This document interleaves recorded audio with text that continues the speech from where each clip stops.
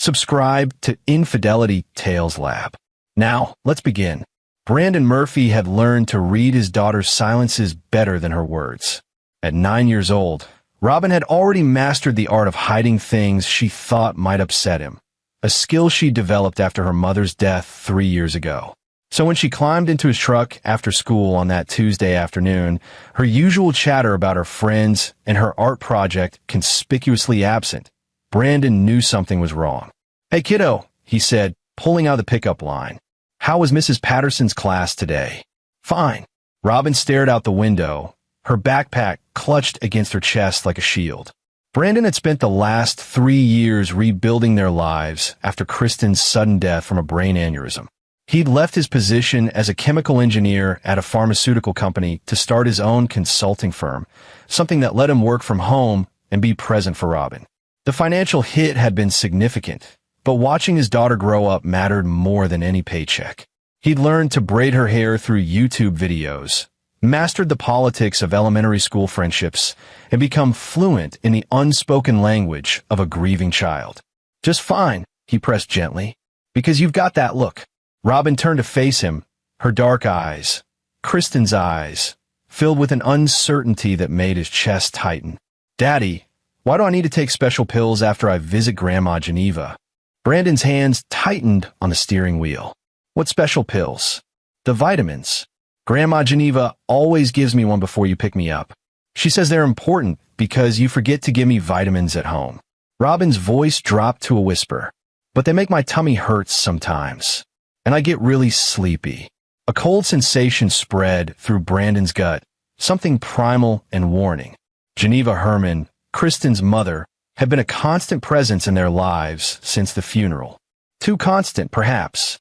She'd fought him on every decision regarding Robin's upbringing, her school, her activities, even her diet. Brandon had chalked it up to grief, a grandmother's desperate need to stay connected to her deceased daughter through her granddaughter.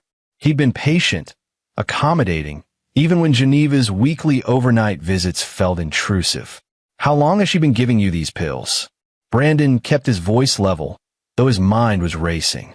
"Since summer? Maybe before. I don't remember exactly." Robin twisted the zipper on her backpack. "Am I in trouble?"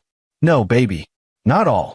Brandon merged onto their street, his engineer's mind already working through the problem, cataloging facts, identifying patterns he'd missed. "These pills, what do they look like?" "They're white and kind of big. Grandma cuts them in half, so they're easier to swallow." Robin pulled her backpack onto her lap. "She gave me extras this weekend. Said I should take one every night before bed, but I forgot. They're still in my bag." Brandon pulled into their driveway, a modest ranch house in a quiet neighborhood in Richmond. He'd chosen it for the good school district and the fenced backyard where Robin could play safely. Now, that sanctuary felt contaminated. "Can you show me?" he asked, killing the engine. Inside, Robin dug through her backpack and produced a small plastic sandwich bag containing 3 white pills. They were unmarkable, unmarked, split neatly down the middle. Brandon held the bag up to the light, his training kicking in. The pills had a slightly chalky appearance, consistent with many over-the-counter supplements, but something about them triggered his professional instinct. The color was slightly off, too uniform. "Daddy, am I sick?" Robin's voice wavered. "Is that why I need medicine?" Brandon knelt down, pulling his daughter into a hug. "You're perfectly healthy, sweetheart. I promise." He pulled back, cupping her face gently. "But I need you to do something for me. Don't take any more pills from Grandma Geneva, okay? Not until I check with our doctor to make sure they're the right kind." Robin nodded, relief washing over her features. "I didn't like them anyway. They taste bitter." That night, after Robin fell asleep, Brandon sat in his home office, the bag of pills on his desk. He'd spent the evening acting normal, helping with homework, making dinner, watching their Tuesday night show together. But his mind hadn't stopped working. He picked up his phone and called his former colleague, Lloyd McLaughlin, who still worked at the pharmaceutical company. Lloyd answered on the 3rd ring, his voice warm with surprise. "Brandon Murphy, it's been 6 months since you called? Finally admitting you missed the corporate grind?" "I need a favor, Lloyd. A quiet one." Brandon paused. "I need something tested, and I need complete discretion." The The warmth left Lloyd's voice. What kind of something? Pills. Supposedly vitamins. Being given to my daughter. Brandon's jaw tightened. I have a bad feeling. Lloyd was silent for a long moment. Bring them by the lab tomorrow. I'll run them myself. No records. Thanks. I owe you. Brandon, if this is what I think it is. Lloyd trailed off. Be careful. After hanging up, Brandon opened his laptop and began documenting everything he could remember about Robin's visits to Geneva's house. He created a timeline, noting dates, durations, and any changes in Robin's behavior afterward. Patterns emerged that made his blood run cold. The increased fatigue, the occasional stomach complaints he'd attributed to growing pains or stress. The way Robin always seemed slightly off after spending time with her grandmother. Quieter, more withdrawn, needing extra sleep. He pulled up Robin's medical records, scanning through the past year's visits to their pediatrician. 3 appointments he'd thought were routine sick visits. Nausea, headaches, general malaise. The doctor had found nothing wrong, suggesting it might be psychological, grief manifesting physically. Brandon had accepted that explanation. Now he wondered what he'd missed. At 2 a.m., he was still awake, researching poisoning symptoms in children, creating lists, cross-referencing. His engineering background served him well. He approached the problem methodically, building a case from evidence even as his heart screamed at him to act immediately. But he learned patience through grief. He learned that sometimes the right action meant waiting for the right moment. His phone buzzed with a text from Geneva. I hope Robin enjoyed her weekend with me. She's such a special girl. I've been thinking we should make our visits twice a week instead of once. She needs more family time now that she's getting older. Let's discuss tomorrow. Brandon stared at the message, reading the subtext he'd been blind to before. The possessiveness, the push for more access, the subtle criticism of his parenting wrapped in concern. He didn't respond. Instead, he forwarded the message to a folder he created on his computer, labeled simply, Evidence. The next morning, Brandon drove Robin to school, then headed straight to the pharmaceutical company. Lloyd met him in the parking lot, taking the pills with a grim expression. How long will it take? Brandon asked. Give me 3 hours. I'll run a full spectroscopy analysis. Lloyd hesitated. Brandon, if these are what you suspect, you need to go to the police. I will, but I need to know what I'm dealing with first. I need evidence that's ironclad. Brandon spent those 3 hours in a coffee shop, his laptop open, building a comprehensive dossier. He pulled Geneva's social media posts, noting her comments about Robin. Too frequent, too possessive. He researched Virginia custody law, grandparents' rights, looking for motive. He found in a post from 8 months ago, buried in a grief support group. Watching my granddaughter being raised wrong by someone who doesn't understand her needs. Courts favor fathers now, even when mothers or grandmothers know better. Sometimes we have to fight for what's right. The comment had 6 likes and 3 supportive replies. Brandon screenshot it, added it to his folder. His phone rang at 11:47 a.m. Lloyd's voice was shaking. Brandon, where are you? Coffee shop on Broad Street. What? Stay there. I'm coming to you. And Brandon. Lloyd's voice dropped. We need to call the police. Right now. 20 minutes later, Lloyd slid into the booth across from him, his face ashen. He placed a printed lab report on the table, his hands trembling slightly. It's arsenic, Lloyd said quietly, mixed with a compound designed to slow absorption, make it accumulate gradually. Each pill contains enough to cause chronic poisoning over time without triggering acute symptoms. Whoever made these knew exactly what they were doing. He looked up at Brandon, horror in his eyes. Your daughter's been taking these for months? Brandon felt the world tilt. He'd suspected poison, had steeled himself for it, but hearing it confirmed sent rage flooding through him so intense he had to grip the edge of the table. There's more, Lloyd continued. The delivery mechanism. This isn't amateur hour. The compound used to control the arsenic release, it's pharmaceutical grade, not something you can buy at a hardware store. This took knowledge, resources, planning. Geneva worked as a pharmacy technician for 30 years before she retired, Brandon said, his voice flat. She'd have access to contacts, knowledge of dosing. Jesus. Lloyd pushed the report across the table. This is attempted murder, Brandon. Premeditated. Long-term. Brandon pulled out his phone, his hands steady despite the fury coursing through him. He opened his evidence folder, added Lloyd's report, then pulled up the contact for Detective Roderick Finley, a name he'd researched that morning specifically, a detective in the Crimes Against Children unit with a reputation for thoroughness and a 90% conviction rate. But before he dialed, Brandon paused. Geneva was smart, careful. She'd covered her tracks. The pills were unmarked, given privately. Without Robin's testimony, it would be Brandon's word against hers. And Robin was 9. A defense lawyer would tear apart her statements, claim the father was poisoning his own daughter and framing the grandmother out of spite. No, he needed more.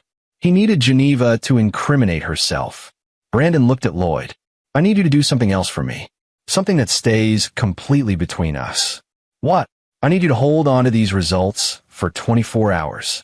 Don't file them. Don't tell anyone. Lloyd's eyes widened. Brandon, I know what it is. But if we move now, she might walk. I need one more piece of evidence. Trust me. After a long moment, Lloyd nodded slowly. 24 hours. Not a minute more. Brandon drove home, his mind working through scenarios, contingencies, risks. He'd spent his career analyzing chemical processes, understanding reaction chains, predicting outcomes. This was no different. Geneva had set a trap for Robin, thinking she was the clever one, the one in control. She'd underestimated him, seen him as an obstacle rather than a threat. That afternoon, he called Geneva. Hi, Geneva. About your text, I think twice-a-week visits sound great. In fact, why don't you come by tonight? We could discuss the new schedule, and you can help me go through some of Kristen's things in the attic. I've been putting it off, but I think Robin and I are finally ready. Geneva's voice practically purred with satisfaction. Oh, Brandon, I'm so glad you're being reasonable about this. Kristen would want Robin to have a strong relationship with me. I'll be there at 7. Brandon hung up and immediately set to work. He placed his phone on a charging dock in the kitchen, angled so its camera covered the entire room. He opened a voice recording app, pressed record, and locked the screen. Then he prepared the stage. The pills were still in his office, but he'd asked Robin to leave her backpack in the kitchen that morning, a natural place for it. He placed it prominently on the counter. He prepared tea, Geneva's favorite blend, and set out cookies on a plate. He made everything look casual, comfortable, inviting conversation. When Robin came home from school, he sat her down carefully. Remember how I said I needed to check with the doctor about those pills Grandma gives you? Robin nodded. Well, I talked to the doctor, and he says you shouldn't take any more. But here's the thing, kiddo. I need you to do something brave for me tonight. Grandma's coming over, and she might offer you a pill. I need you to say no, exactly like this. No thank you, Grandma. Daddy says I should only take vitamins from the doctor. Can you do that? Will she be mad? Maybe, but I'll be right there, and I won't let anything happen to you. You're safe with me, always. Do you trust me? Yes, Daddy. Good girl. Now, after dinner, I need you to go to your room and stay there, okay? Even if you hear Grandma and me talking. No matter what you hear, you stay in your room with the door locked until I come get you. Robin's eyes widened with understanding beyond her years. Is Grandma the reason I've been feeling sick? Brandon pulled her close. I'm going to make sure you never feel sick like that again. I promise. At 7 p.m. sharp, Geneva Herman arrived, carrying an expensive bottle of wine and wearing her best sympathetic smile. She was 62, impeccably dressed, with steel gray hair and a warm demeanor that had fooled Brandon for years. She played the grieving mother role perfectly, tearful at appropriate moments, supportive in measured doses, always positioning herself as the voice of experience and wisdom. Brandon, dear. She kissed his cheek, her perfume cloying. It's so good that you're finally accepting my help. Robin needs stability, family. You've been trying so hard, but a man can't do this alone. Come in, Brandon said, his voice neutral. I made tea. They sat at the kitchen table, Geneva launching into her vision for increased visitation. Perhaps Robin could spend every weekend with me. I could enroll her in activities, proper cultural programs. She needs a woman's influence, Brandon. No offense, But girls her age need guidance you simply can't provide. Where's my sweet Robin? Geneva looked around. I brought her favorite cookies. She's finishing homework. She'll be down soon. Brandon poured tea, his hand steady. Geneva, I wanted to ask you something. The vitamins you've been giving Robin, what exactly are they? Geneva's smile didn't waver, but something flickered in her eyes. Just basic multivitamins. Children's formulas. Why do you ask? She mentioned they make her stomach hurt sometimes. That's normal. Some children have sensitive stomachs. The vitamins are important, Brandon. You're not diligent enough about her nutrition. Geneva sipped her tea. In fact, I have some with me. Where's her backpack? I should give her today's dose. That won't be necessary. Geneva's expression sharpened. Brandon, I've been a mother longer than you've been a father. I know what children need. Do you? Brandon leaned back in his chair. Tell me, Geneva, what exactly is in those pills? I told you. Vitamins. Iron, calcium, vitamin D. Essential nutrients for a growing girl. Geneva stood, moving toward Robin's backpack on the counter. Now, where did I put the bottle? Geneva. Brandon's voice stopped her. I had the pills tested. Geneva froze, her back to him. The silence stretched for 5 seconds, 10. When she turned, her mask had slipped, revealing something cold underneath. Tested? What are you talking about? A friend of mine at the pharmaceutical lab ran a full spectroscopy analysis. Arsenic, Geneva. You've been poisoning my daughter with arsenic. Geneva's face went white, then red. That's absurd. You're making this up. You're trying to turn Robin against me. Keep me from my granddaughter. You've always resented my relationship with her. Why? Brandon stood, his voice leveled despite the rage coursing through him. Why would you hurt Robin? Your own granddaughter. Geneva's composure cracked. She's not yours. She's Kristen's. She's all I have left of my daughter, and I won't let you ruin her the way you. She stopped, seeming to realize she'd said too much. The way I what? Ruin Kristen. Brandon took a step closer. Is that what this is about? You blame me for the aneurysm? You put stress on her. Always working, always distracted. She had to do everything herself. The house, the child, the responsibilities. That stress caused her death. And now you're doing the same thing to Robin. Neglecting her, leaving her with babysitters, feeding her garbage. Geneva's voice rose. She needs me. She needs proper care. I was going to show the court how sick she was getting under your care, how much better she did with me. Once I had custody, I could fix everything. By poisoning her? Brandon's voice was quiet, dangerous. It wasn't poison. It was just enough to make her weak, tired, to show your incompetence. Then I would have gotten custody, and I could have tapered the dosing, and she would have been fine. She would have been mine. Geneva's eyes glittered with a fanatic's certainty. I'm her grandmother. I have rights. The courts don't understand. Fathers can't raise daughters properly. I was going to save her from you. Brandon felt sick. You were willing to permanently damage her health, possibly kill her, to prove a point? I had it under control. I calculated the doses perfectly. She wasn't going to die, just get sick enough that you'd look negligent. I was protecting her. Geneva reached for the backpack. Give me those pills.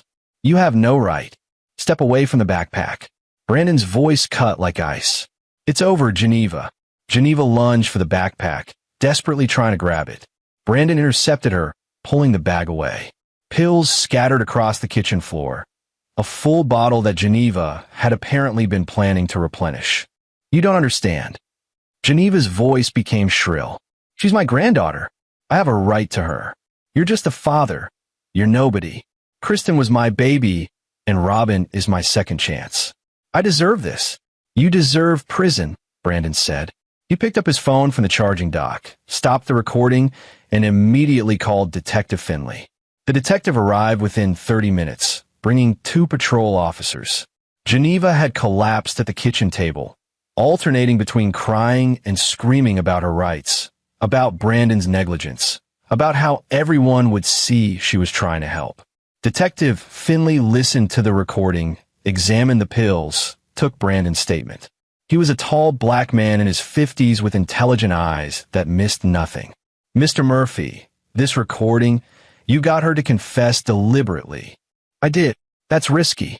A good lawyer might argue entrapment, coercion. Brandon handed over his folder. That's why I have documentation of everything. Timeline of symptoms. Her text messages showing escalating demands for access. Her social media posts indicating motive. A lab report showing the pills contain arsenic in a pharmaceutical-grade delayed-release compound. And a recording where she confesses to poisoning my daughter, explains her methodology, and admits she calculated doses, which proves premeditation and intent. Finley flipped through the folder, his expression growing more serious with each page. You build a case. I'm an engineer. I solve problems. Brandon's voice was steady. And I protect my daughter. Geneva Herman, Finley said, standing. You're under arrest for the attempted murder of Robin Murphy, a minor child. You have the right to remain silent. As the officers cuffed Geneva and read her rights, she lunged toward Brandon one last time. You'll regret this. She needs me. The courts will see. I'm her grandmother. I have rights. You had rights, Brandon said quietly. You lost them when you decided to poison a child. After Geneva was taken away, Finley stayed behind. We'll need your daughter's testimony eventually, and a medical examination to document the poisoning effects. I understand. I'll cooperate fully. Mr. Murphy, I've been doing this job for 20 years. Most parents miss the signs completely or wait too long to act. You saved your daughter's life today. Finley extended his hand. Your wife will be proud. Brandon shook it, emotion finally cracking through his composure. I just want Robin to be safe. After Finley left, Brandon went upstairs and knocked on Robin's door. It's me, sweetheart. You can unlock it now.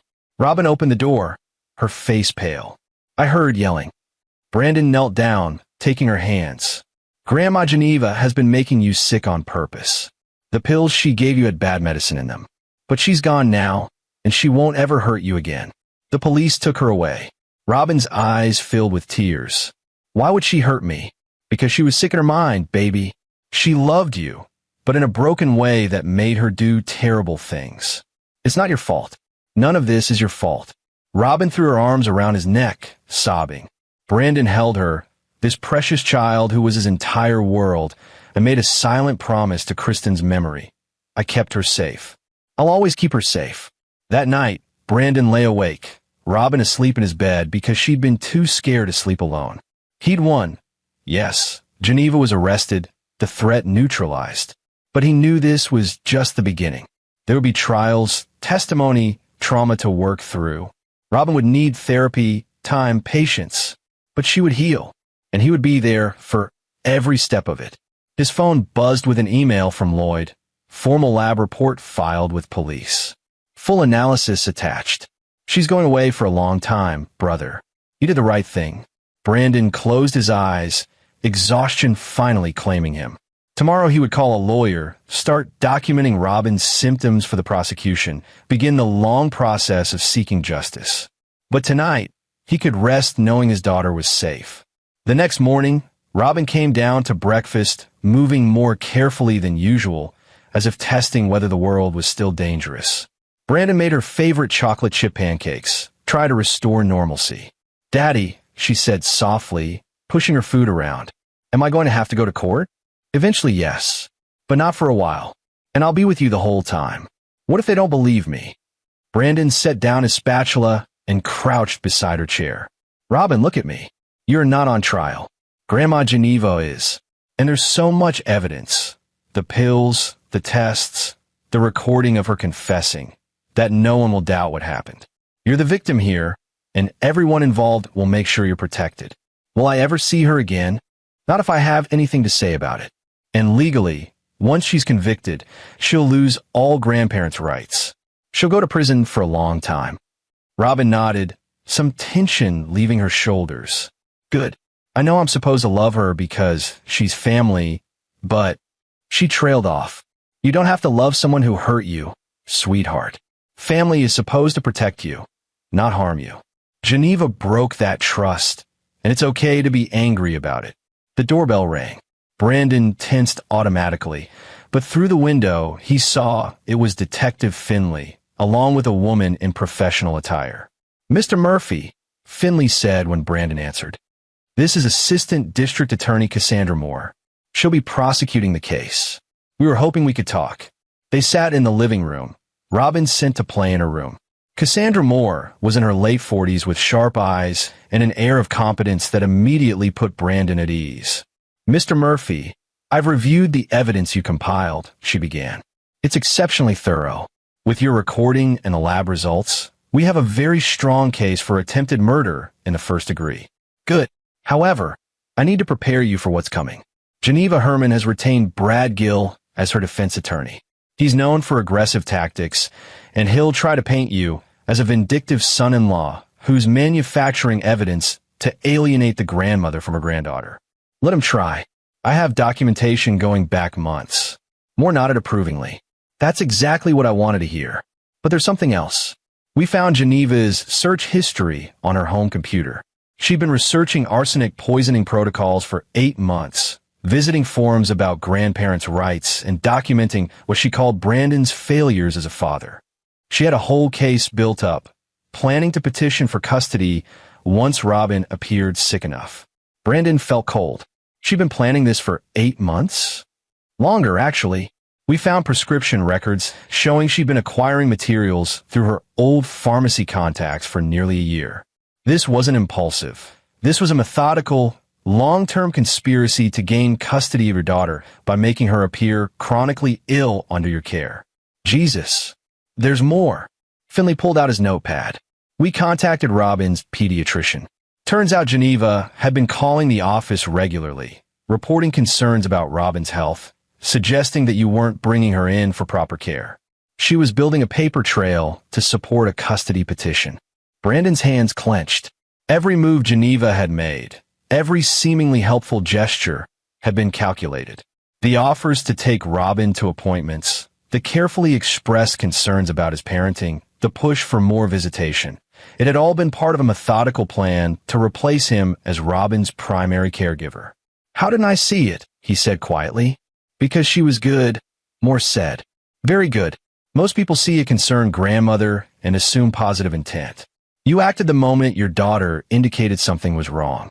Most parents take much longer to recognize abuse, especially from family members. What's the timeline for prosecution? Arraignment is tomorrow. She'll plead not guilty, obviously. We'll schedule a preliminary hearing within 2 weeks. Given the severity of the charges and the risk she poses, I'll be requesting she be held without bail. Will she get it? Attempted murder of a child with evidence of premeditation? Yes, I believe so. But Gill will fight it. Over the next 2 weeks, Brandon's life became a careful balance of protecting Robin while building the legal case. He hired Steve Parker, a family law attorney specializing in grandparents' rights cases, to ensure Geneva could never make a custody claim again. He took Robin to a pediatrician who specialized in toxicology, documenting the arsenic levels in her system, the damage to her liver and kidneys, minor, thankfully, but present. Robin had nightmares. She'd wake up crying, afraid someone was trying to give her pills. Brandon held her, reassured her, took her to a child psychologist named Dr. Leah Robertson, who specialized in trauma. Slowly, day by day, his daughter began to heal. But the legal battle was just beginning. Geneva's arraignment revealed the depth of her delusion. She appeared in court dressed immaculately, playing the role of the wronged grandmother. Her lawyer, Brad Gill, immediately went on the offensive. Your Honor, Gill began, my client is a 62-year-old woman with no criminal record who has been the victim of a malicious campaign by her son-in-law. The so-called evidence is based on unverified lab tests and a recording obtained through deception. My client was distraught, grieving the loss of her daughter, and Mr. Murphy exploited her emotional state to extract statements that have been taken completely out of context. Cassandra Moore stood, her voice cutting. Your Honor, the defendant confessed to a pattern of poisoning a 9-year-old child with arsenic over a period of months. We have lab results from a certified pharmaceutical laboratory showing lethal substances in pills the defendant gave to the victim. We have documentation of the defendant's research into poison protocols.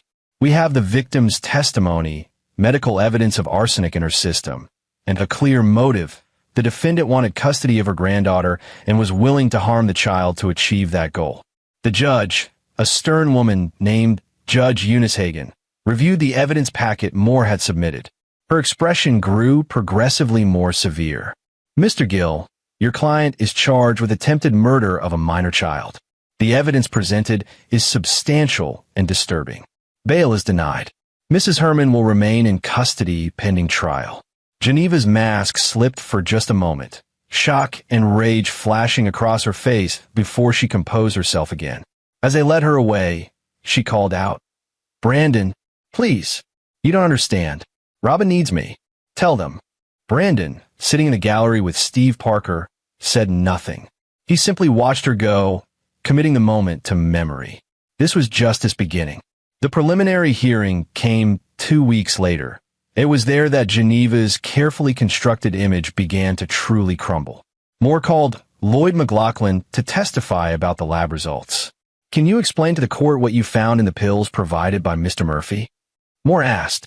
Lloyd, clearly uncomfortable but resolute, laid out the findings. The pills contained arsenic trioxide mixed with a delayed-release compound. The dosing was carefully calculated, enough to cause chronic symptoms but not acute poisoning. Whoever made these had pharmaceutical knowledge and access to controlled substances. In your professional opinion, what would be the effect of taking these pills over several months? Cumulative poisoning. Symptoms would include fatigue, nausea, neurological issues, and eventual organ damage. Long-term exposure could be fatal. Lloyd's voice hardened. This was designed to make a child appear chronically ill without triggering acute medical crisis that would reveal the true cause. Gill cross-examined aggressively. "Mr. McLaughlin, isn't it true you're a personal friend of Mr. Murphy? That you ran these tests as a favor, without following proper chain of custody protocols?" "I ran the tests initially as a favor, yes. But I immediately filed a formal report with proper documentation. The police lab confirmed my findings independently. But your initial loyalty is to your friend, not to objective analysis. My loyalty is to the truth. Those pills contain poison designed to harm a child. No friendship would make me lie about that." When Robin's pediatrician, Dr. Gerald Drake, took the stand, his testimony was damning. "I treated Robin Murphy for unexplained symptoms 3 times in the past year. Nausea, fatigue, headaches. Standard tests showed nothing. In retrospect, knowing she was being poisoned, the symptoms aligned perfectly with chronic arsenic exposure. Did anyone express concern about these symptoms?" Moore asked. "Yes. The grandmother, Geneva Herman, called my office several times suggesting Robin wasn't receiving adequate care at home. She implied Mr. Murphy was neglectful." "Did you find evidence of neglect?" "None whatsoever. Mr. Murphy brought Robin in promptly for every appointment, followed all medical advice, and showed appropriate parental concern. The symptoms didn't match any parental neglect pattern I've seen in 20 years of pediatric practice." Gill tried to paint Drake as defensive of Brandon to avoid malpractice liability for missing the poisoning, but the doctor's credibility held firm. The hearing's climax came when Moore played the recording. Geneva's voice filled the courtroom. "It wasn't poison. It was just enough to make her weak, tired, to show your incompetence. Then I would have gotten custody, and I could have tapered the dosing, and she would have been fine. She would have been mine." The gallery gasped. Several jurors. This was technically a grand jury hearing to determine if charges should proceed to trial. Visibly recoiled. One woman covered her mouth in horror. "I calculated the doses perfectly. She wasn't going to die, just get sick enough that you'd look negligent. I was protecting her." When the recording ended, Judge Hagen called a brief recess. When she returned, her decision was swift.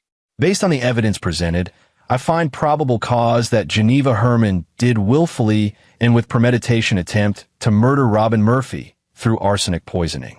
This case will proceed to trial. The defendant will remain in custody without bail."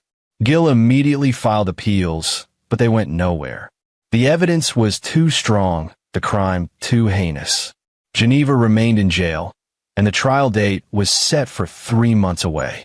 During those months, Brandon worked with Dr. Robertson to help Robin process what had happened. The child psychologist was patient and skilled, helping Robin understand that adults sometimes did wrong things, that it wasn't her fault, that being angry and hurt was okay. "I thought grandmas were supposed to be safe," Robin said during one session, Brandon sitting beside her. "Like in stories. They bake cookies and tell you they love you." "Most grandmas are safe," Dr. Robertson said gently. "Your grandma Geneva was sick in her mind. She loved you, but her love was broken and twisted. She couldn't see that what she was doing was wrong. But she hurt me on purpose. That's not love." "You're absolutely right. Real love means wanting what's best for someone, even if it's not what you want. Real love protects." What Geneva did wasn't real love, no matter what she called it. Robin turned to Brandon. "You protected me, Daddy. That's real love, right?" Brandon had to swallow hard before answering. "Always, kiddo. Always." As the trial date approached, Geneva's lawyers tried every tactic to delay or derail the proceedings. They filed motions to suppress the recording, claiming it was obtained through coercion. The judge denied it. Brandon had been in his own home, defending his child, and Geneva's confession was voluntary.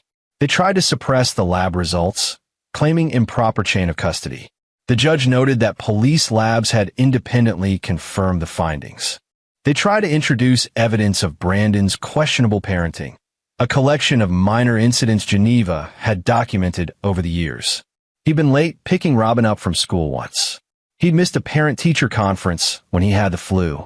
He'd served pizza for dinner too many times in 1 week. Steve Parker tore these attempts apart methodically.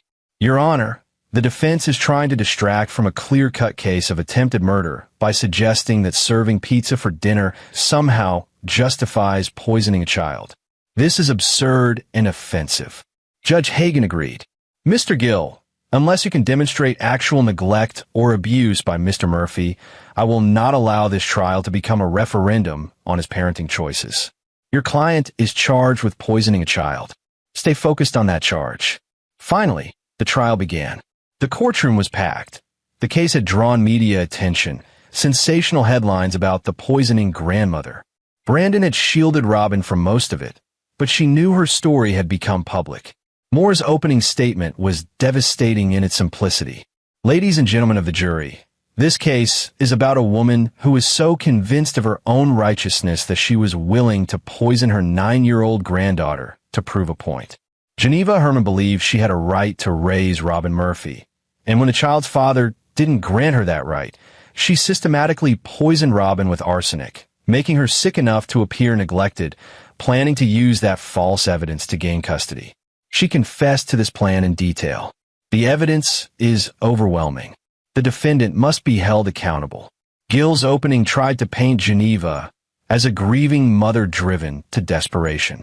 Geneva Herman lost her beloved daughter Kristen 3 years ago. In her grief, she became overprotective of her only grandchild, perhaps too focused on Robin's well-being. When Robin had unexplained health issues, Geneva panicked. She gave Robin supplements she believed would help, never intending harm. The so-called confession was extracted through manipulation by a son-in-law who wanted to eliminate Geneva from Robin's life. This is a tragedy born of grief and misunderstanding, not criminal intent. But the evidence told a different story. Moore methodically built her case, calling witness after witness. She presented Geneva's internet search history, showing queries like arsenic dosing sublethal, how to make child appear chronically ill, and grandparents' custody rights Virginia. She presented text messages from Geneva to old colleagues at the pharmacy, asking about delayed release compounds and substances that mimic chronic illness. She presented the prescription records showing Geneva had obtained materials under false pretenses. The most damning moment came when Moore played Geneva's recorded confession again, this time with transcript displayed on screens so the jury could read along as they listened. "I calculated the doses perfectly. She wasn't going to die, just get sick enough that you'd look negligent." After the recording, Moore turned to the jury. "Ladies and gentlemen, those are not the words of a confused grandmother. Those are the words of someone who planned, calculated, and executed a systematic poisoning of a child. She didn't give Robin vitamins in good faith. She gave her poison deliberately, methodically, for months. When it came time for Robin's testimony, Judge Hagan cleared the courtroom of media and allowed the girl to testify via closed-circuit video from another room with Dr. Robertson present. Brandon watched on the courtroom monitor as his daughter, so small and brave, answered Moore's gentle questions. "Robin, can you tell us about the pills your grandmother gave you?" She said they were vitamins. Special ones because Daddy forgot to give me vitamins at home. Robin's voice was quiet but clear. "She gave me one every time I visited, and sometimes extras to take home." "How did the pills make you feel?" "My tummy hurt. I got sleepy. Sometimes I felt really tired for days after seeing Grandma." "Did you tell your father?" "Not at first. Grandma said I shouldn't worry Daddy, that he had enough to deal with. But then one day, I got scared. So I asked him why I needed special pills." "What happened then?" "Daddy got very serious. He told me not to take any more pills from Grandma. He said he needed to check with the doctor first. And then," Robin's voice wavered, "then he protected me." Gil declined to cross-examine. Even he wasn't cruel enough to grill a traumatized 9-year-old on the stand. But he did call Geneva to testify in her own defense, which proved to be a catastrophic mistake. On the stand, Geneva maintained her victim narrative. "I loved Robin more than anything. I was trying to help her, trying to protect her from a father who was overwhelmed and couldn't provide adequate care. Those pills were supplements, meant to boost her immune system." "Mrs. Herman," Moore began her cross-examination calmly. "You have a degree in pharmacy technology, correct?"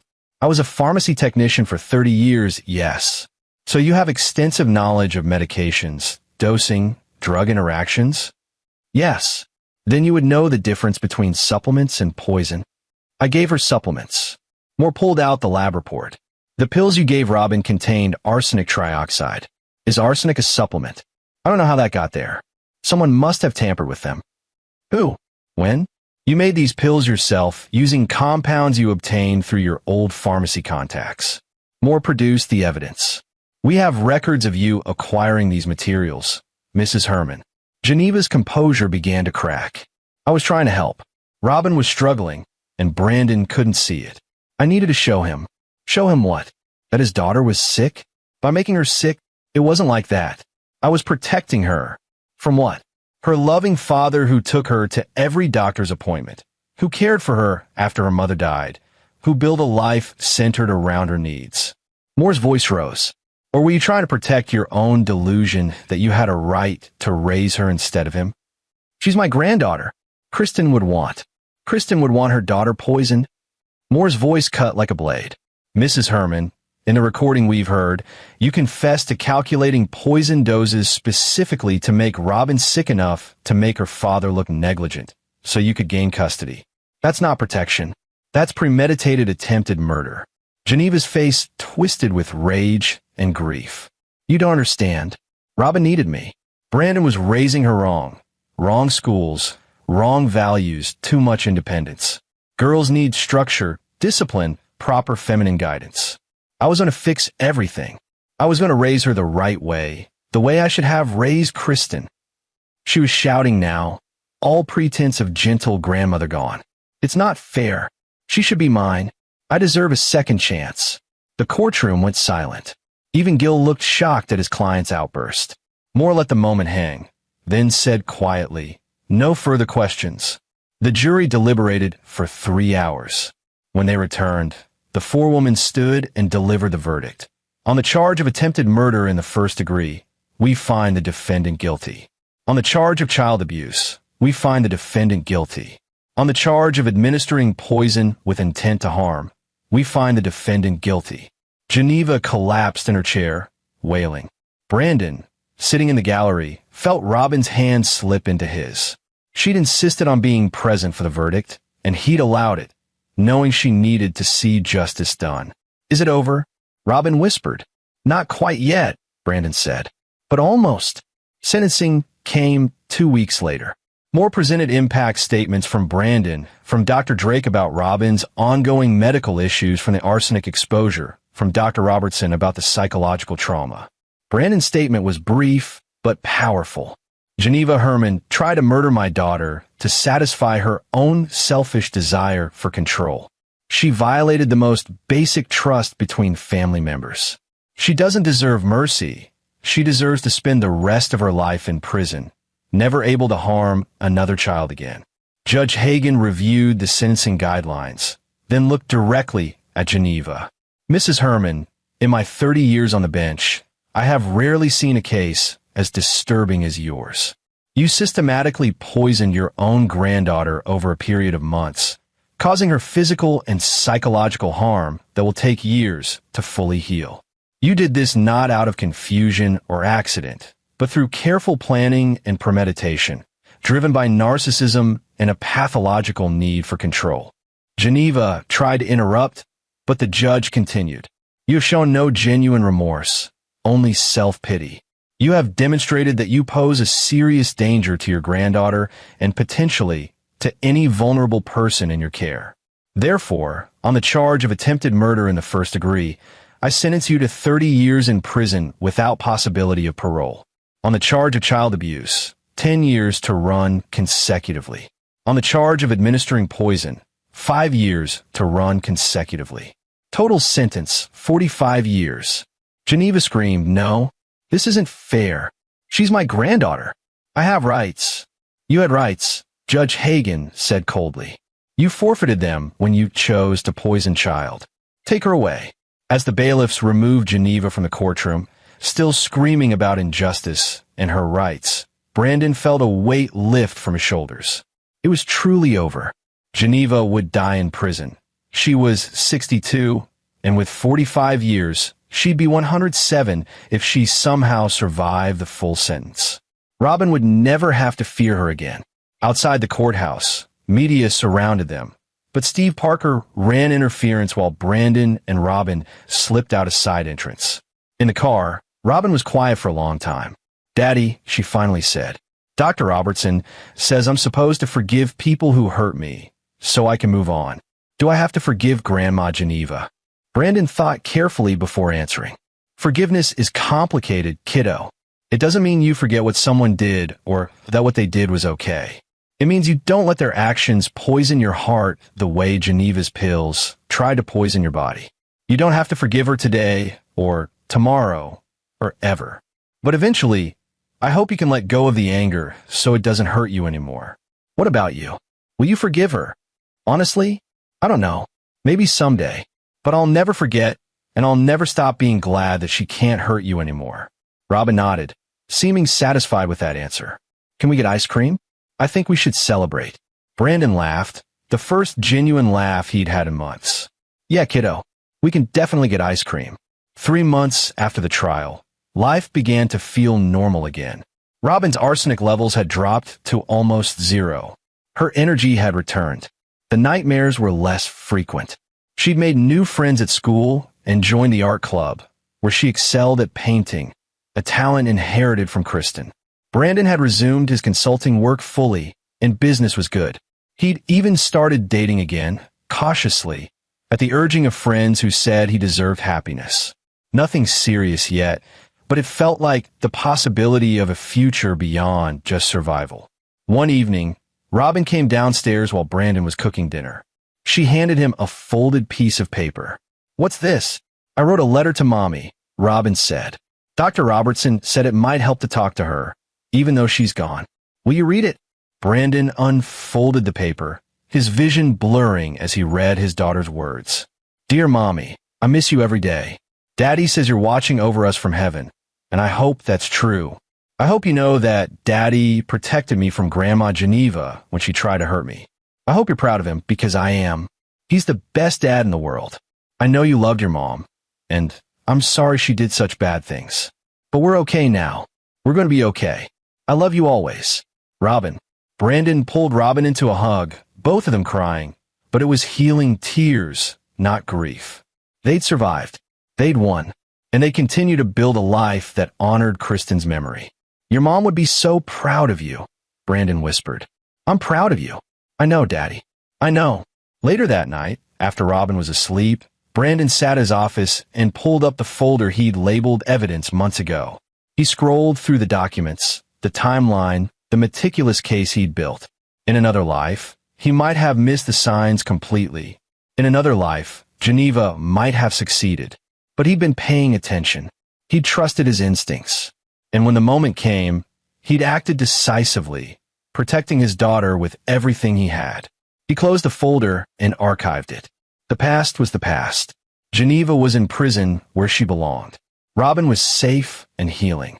The future stretched ahead of them, full of possibility and promise. And Brandon Murphy, father and protector, was ready to face it with his daughter by his side. Justice had been served. The nightmare was over.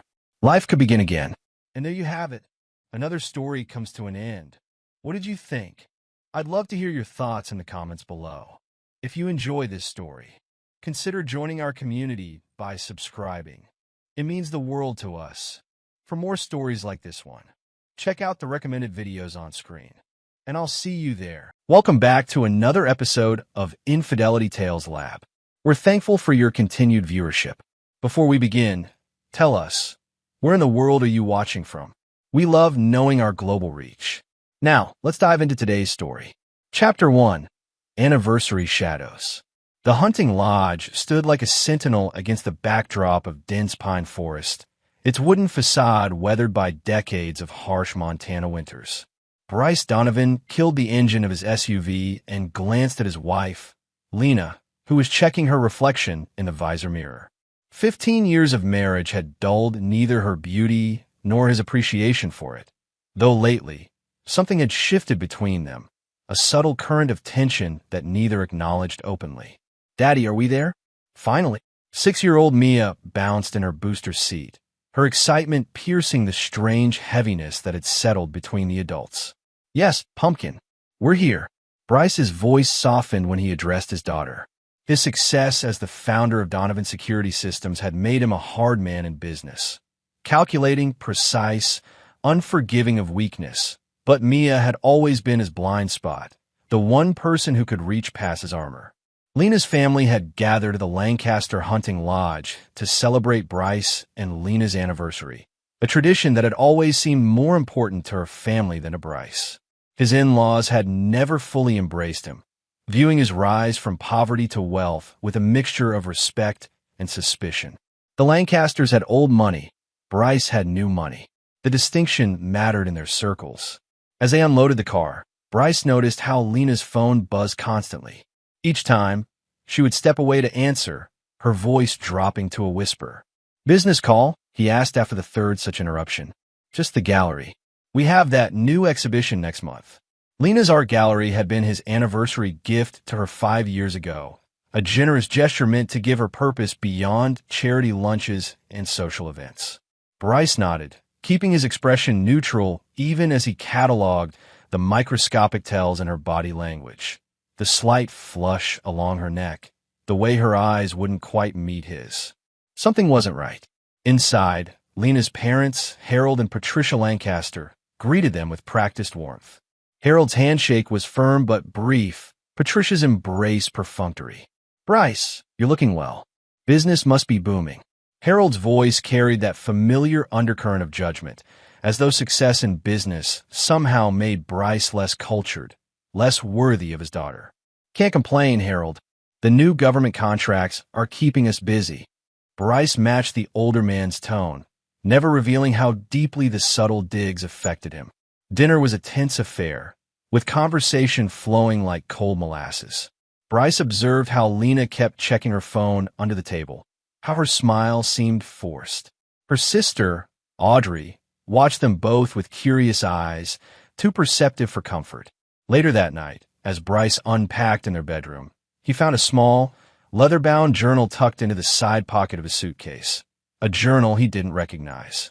Opening it revealed pages of entries in Lena's elegant handwriting. He shouldn't read it, he knew that. But something, intuition, perhaps, or the culmination of months of growing suspicion, made him turn to the most recent entry. "Dee says it's almost time. After all these years of planning, I can hardly believe we're this close. Sometimes I feel guilty about Bryce, about what this will do to him. But then I remember why we started this. He isn't who everyone thinks he is. Dee understands that. Dee has always understood. Bryce closed the journal, his hands steady even as his mind raced. Dee, who was Dee? And what exactly were Lena and this mysterious Dee planning? He replaced the journal exactly as he'd found it and finished unpacking, his face betraying nothing of the storm brewing inside him. That night, as Lena slept beside him, Bryce lay awake, staring at the ceiling, piecing together the subtle inconsistencies of the past year. Unexplained absences, hushed phone calls, the gradual withdrawal of affection. Whatever Lena was planning, he would be ready. No one who betrayed Bryce Donovan ever did so without consequences. That was a lesson his father had taught him early, and it was one he had never forgotten, not through the brutal foster homes of his youth or the cutthroat world of business he now dominated. As dawn broke over the mountains, Bryce had already formulated the beginnings of a plan. He would watch, wait, and when the time came, he would strike with the precision and ruthlessness that had made him both feared and respected in the business world. First, though, he needed proof, and he would get it one way or another. Chapter 2. Whispers in the Woods. The following morning dawned crisp and clear, perfect for the family hike Harold had planned. Bryce watched Lena as she prepared, noting how she slipped her phone into her pocket rather than leaving it behind as she usually would for a hike. "Beautiful day for a trek through the woods," Bryce commented, keeping his tone casual. "Yes, perfect." Lena's smile didn't reach her eyes. "Dad says there's a beautiful waterfall about 3 miles in. Mia will love it." The hiking party consisted of Bryce, Lena, Mia, Harold, Patricia, Audrey, and Audrey's husband, Glenn. They set out after breakfast, following a trail that wound through dense forest. Bryce deliberately kept to the back of the group, observing. Halfway through the hike, Lena received another call. She dropped back, telling the others to continue while she took it. Bryce, who had been teaching Mia about identifying animal tracks, told the others he and Mia would wait for Lena. "You all go ahead. We'll catch up," he assured Harold, who nodded and led the others forward. Once they were alone, Bryce pretended to be engrossed in showing Mia a deer print while actually straining to hear Lena's conversation. Her voice was too low to make out specific words, but the intimate tone was unmistakable. This was no business call. When Lena returned, her cheeks were flushed and not from exertion. "Ready to catch up with the others?" she asked brightly. "Actually, Mia was just telling me she's tired. I think we'll head back to the lodge, maybe do some fishing at the lake instead." Bryce's tone was light, giving Lena no reason to suspect his true intentions. Lena hesitated. "I can come back with you. No need to ruin your hike. We'll be fine, won't we, Pumpkin?" Bryce looked down at Mia, who nodded enthusiastically at the mention of fishing. "Well, if you're sure." Lena seemed almost relieved, which only confirmed Bryce's suspicions. As they turned back toward the lodge, Mia grew quiet. Bryce noticed her unusual demeanor and knelt down to her level. "What's on your mind, sweetheart?" Mia kicked at a pine cone, avoiding his eyes. "Daddy, I need to tell you something bad."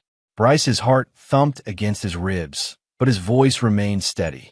"You can tell me anything, Mia. You know that. I saw Mommy bury something by the big tree last night." Mia's voice was barely above a whisper. "What big tree, sweetie?"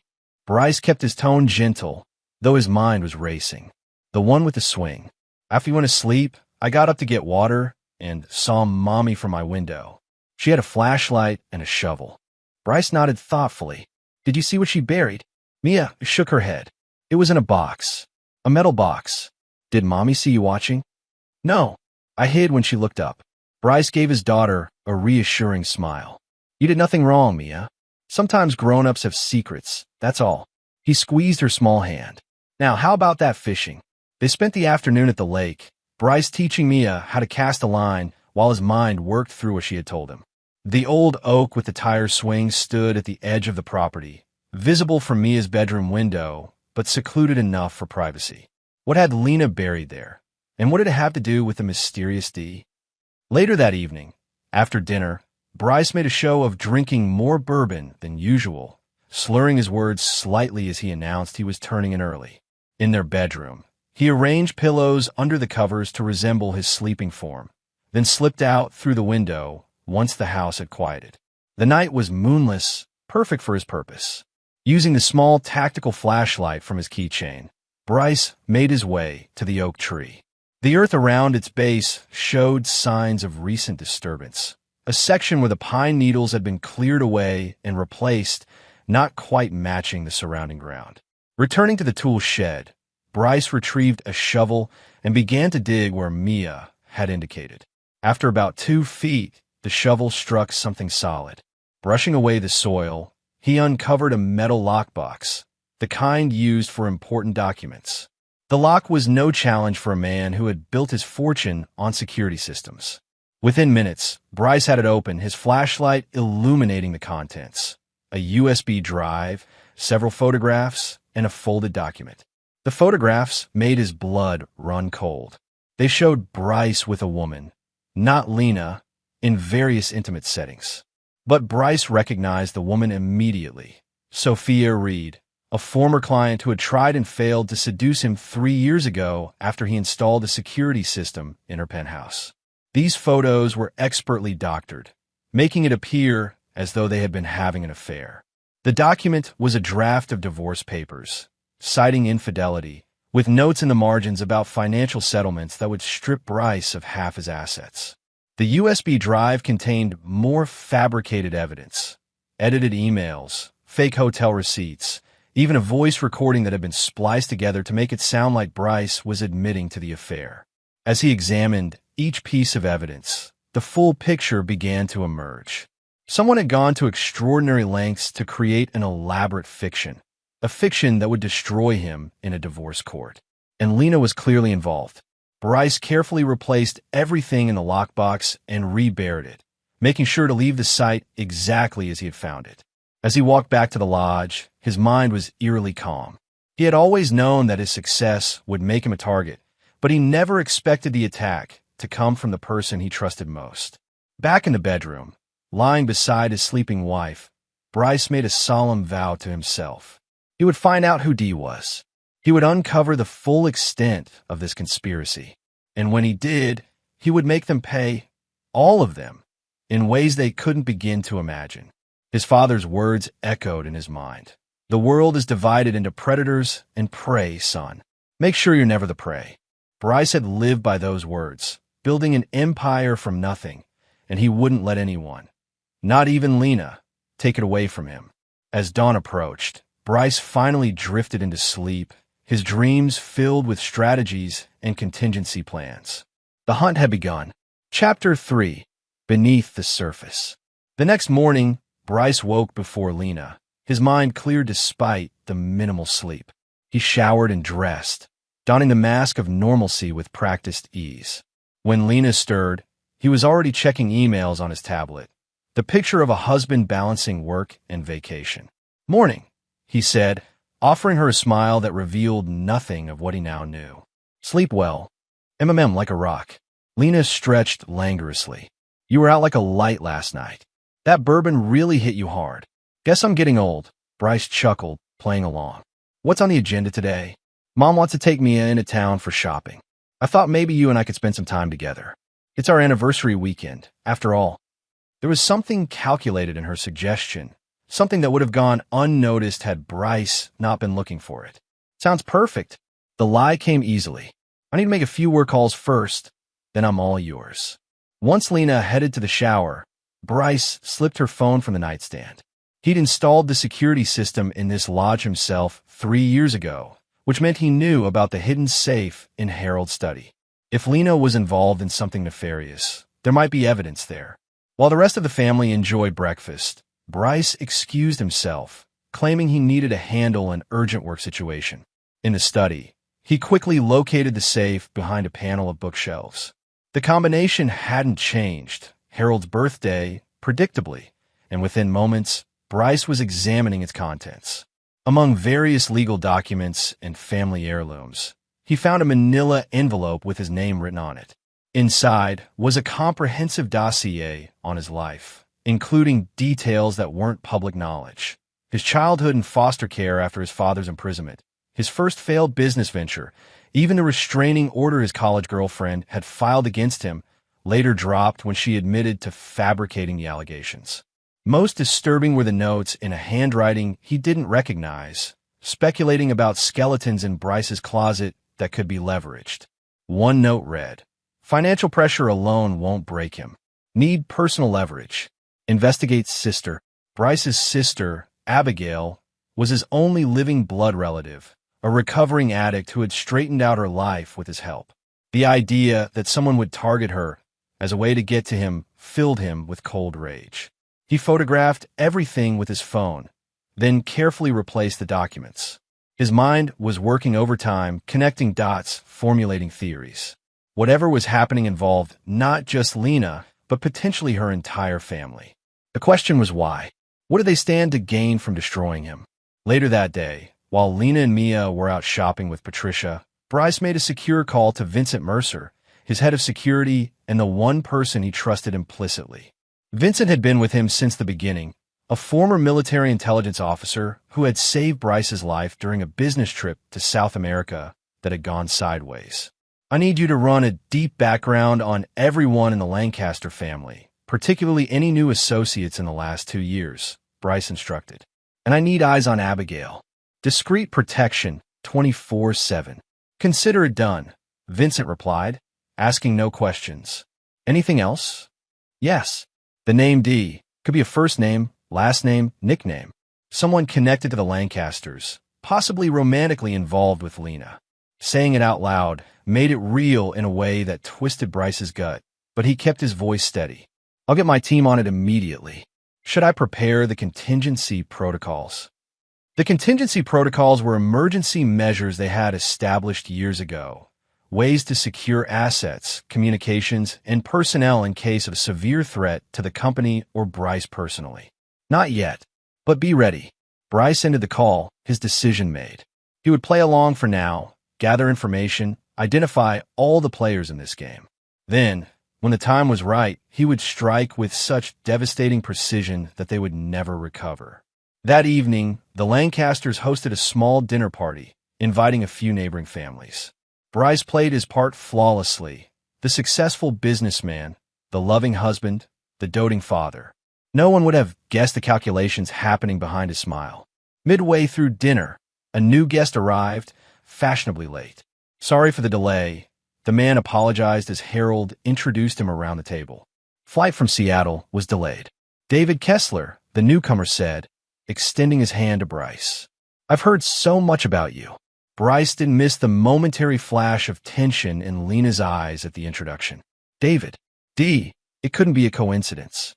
"All good things, I hope," Bryce replied smoothly, studying the man. David Kessler was about his age, impeccably dressed, with the easy confidence of old money. His handshake was firm, his smile practiced. "Lena speaks very highly of your business acumen," David said, taking the seat opposite Bryce. "We have mutual interests in the art world, actually. I'm a collector." "David has an amazing eye," Lena added, her voice just a touch too enthusiastic. "He's helped the gallery acquire some significant pieces."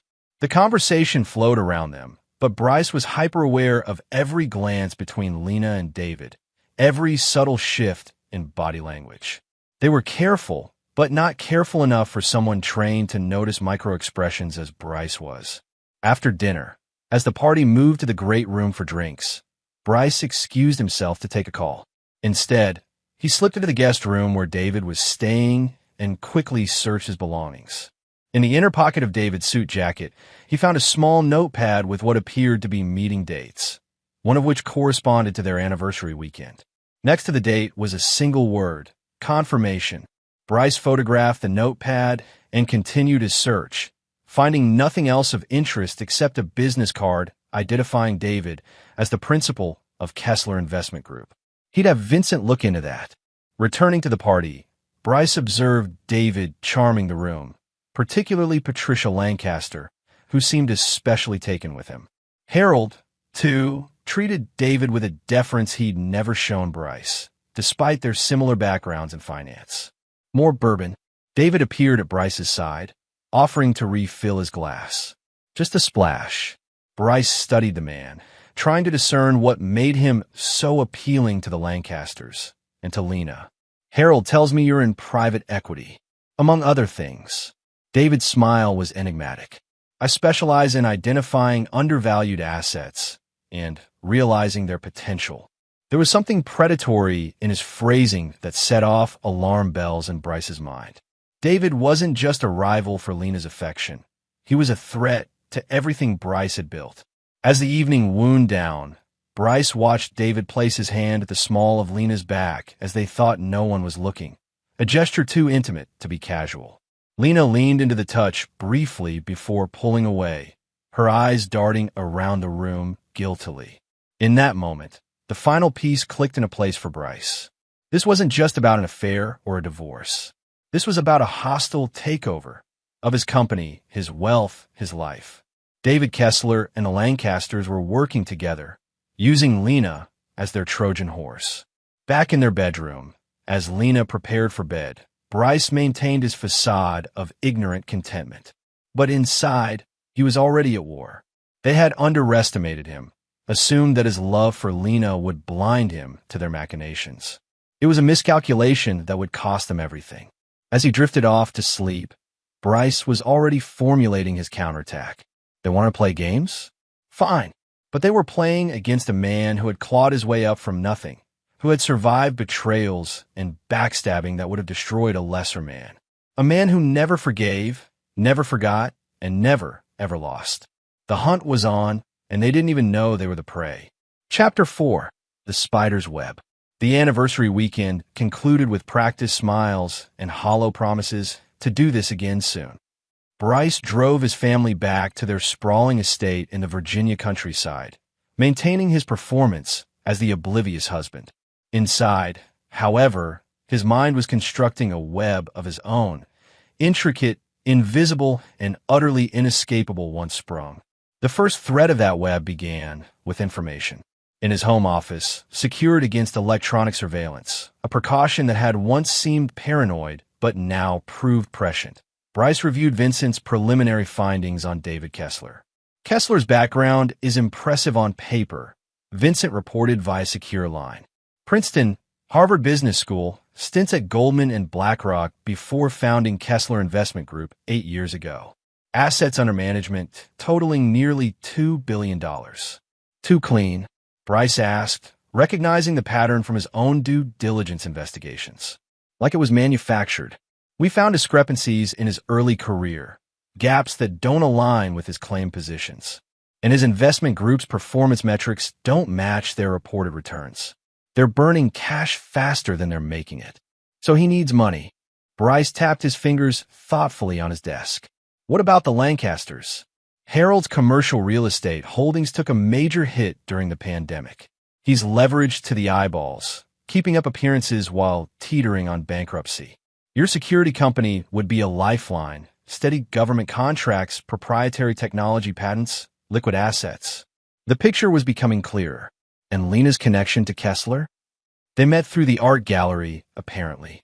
But we found hotel records showing they've been meeting at least monthly for the past year. Always high-end places, always under pseudonyms. The confirmation of Lena's betrayal should have hurt more, Bryce thought. Instead, he felt a cold clarity descending, the same clarity that had guided him through the most challenging business negotiations. There's more. Vincent hesitated. They've been approaching your board members, discreetly testing the waters for support in a takeover, using the fabricated evidence of your affair as leverage, suggesting you're unstable, making poor decisions due to personal issues. So that was their play. Destroy his reputation, undermine confidence in his leadership, force him out while using Lena's position as his wife to secure her a controlling interest in the divorce. It was elegant, he had to admit, and it might have worked if they hadn't underestimated him so severely. Your sister is secure, Vincent added. We've moved her to the lake house with round-the-clock security. Told her it's a precaution due to a potential business rival. She doesn't know the details. Keep it that way. Bryce trusted Abigail, but the less she knew, the safer she would be. What about the board? Mixed reactions. Crawford and Donaldson seem receptive to Kessler's overtures. The others are waiting to see which way the wind blows. Pull the private files on Crawford and Donaldson. Everyone has secrets. Find theirs. The next morning, Bryce suggested to Lena that they host a dinner party the following weekend. Let's invite your new art friend. David, was it? I like to get to know him better. Maybe there's an investment opportunity there. Lena's surprise was evident, though she tried to mask it. That's a great idea.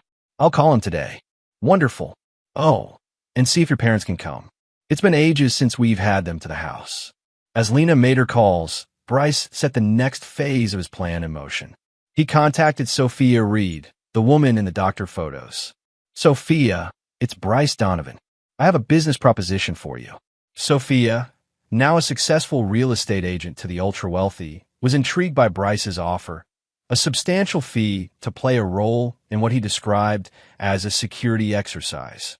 All she needed to do was attend his dinner party and follow his lead. Over the next few days, Bryce made a show of being distracted, taking private calls, working late hours.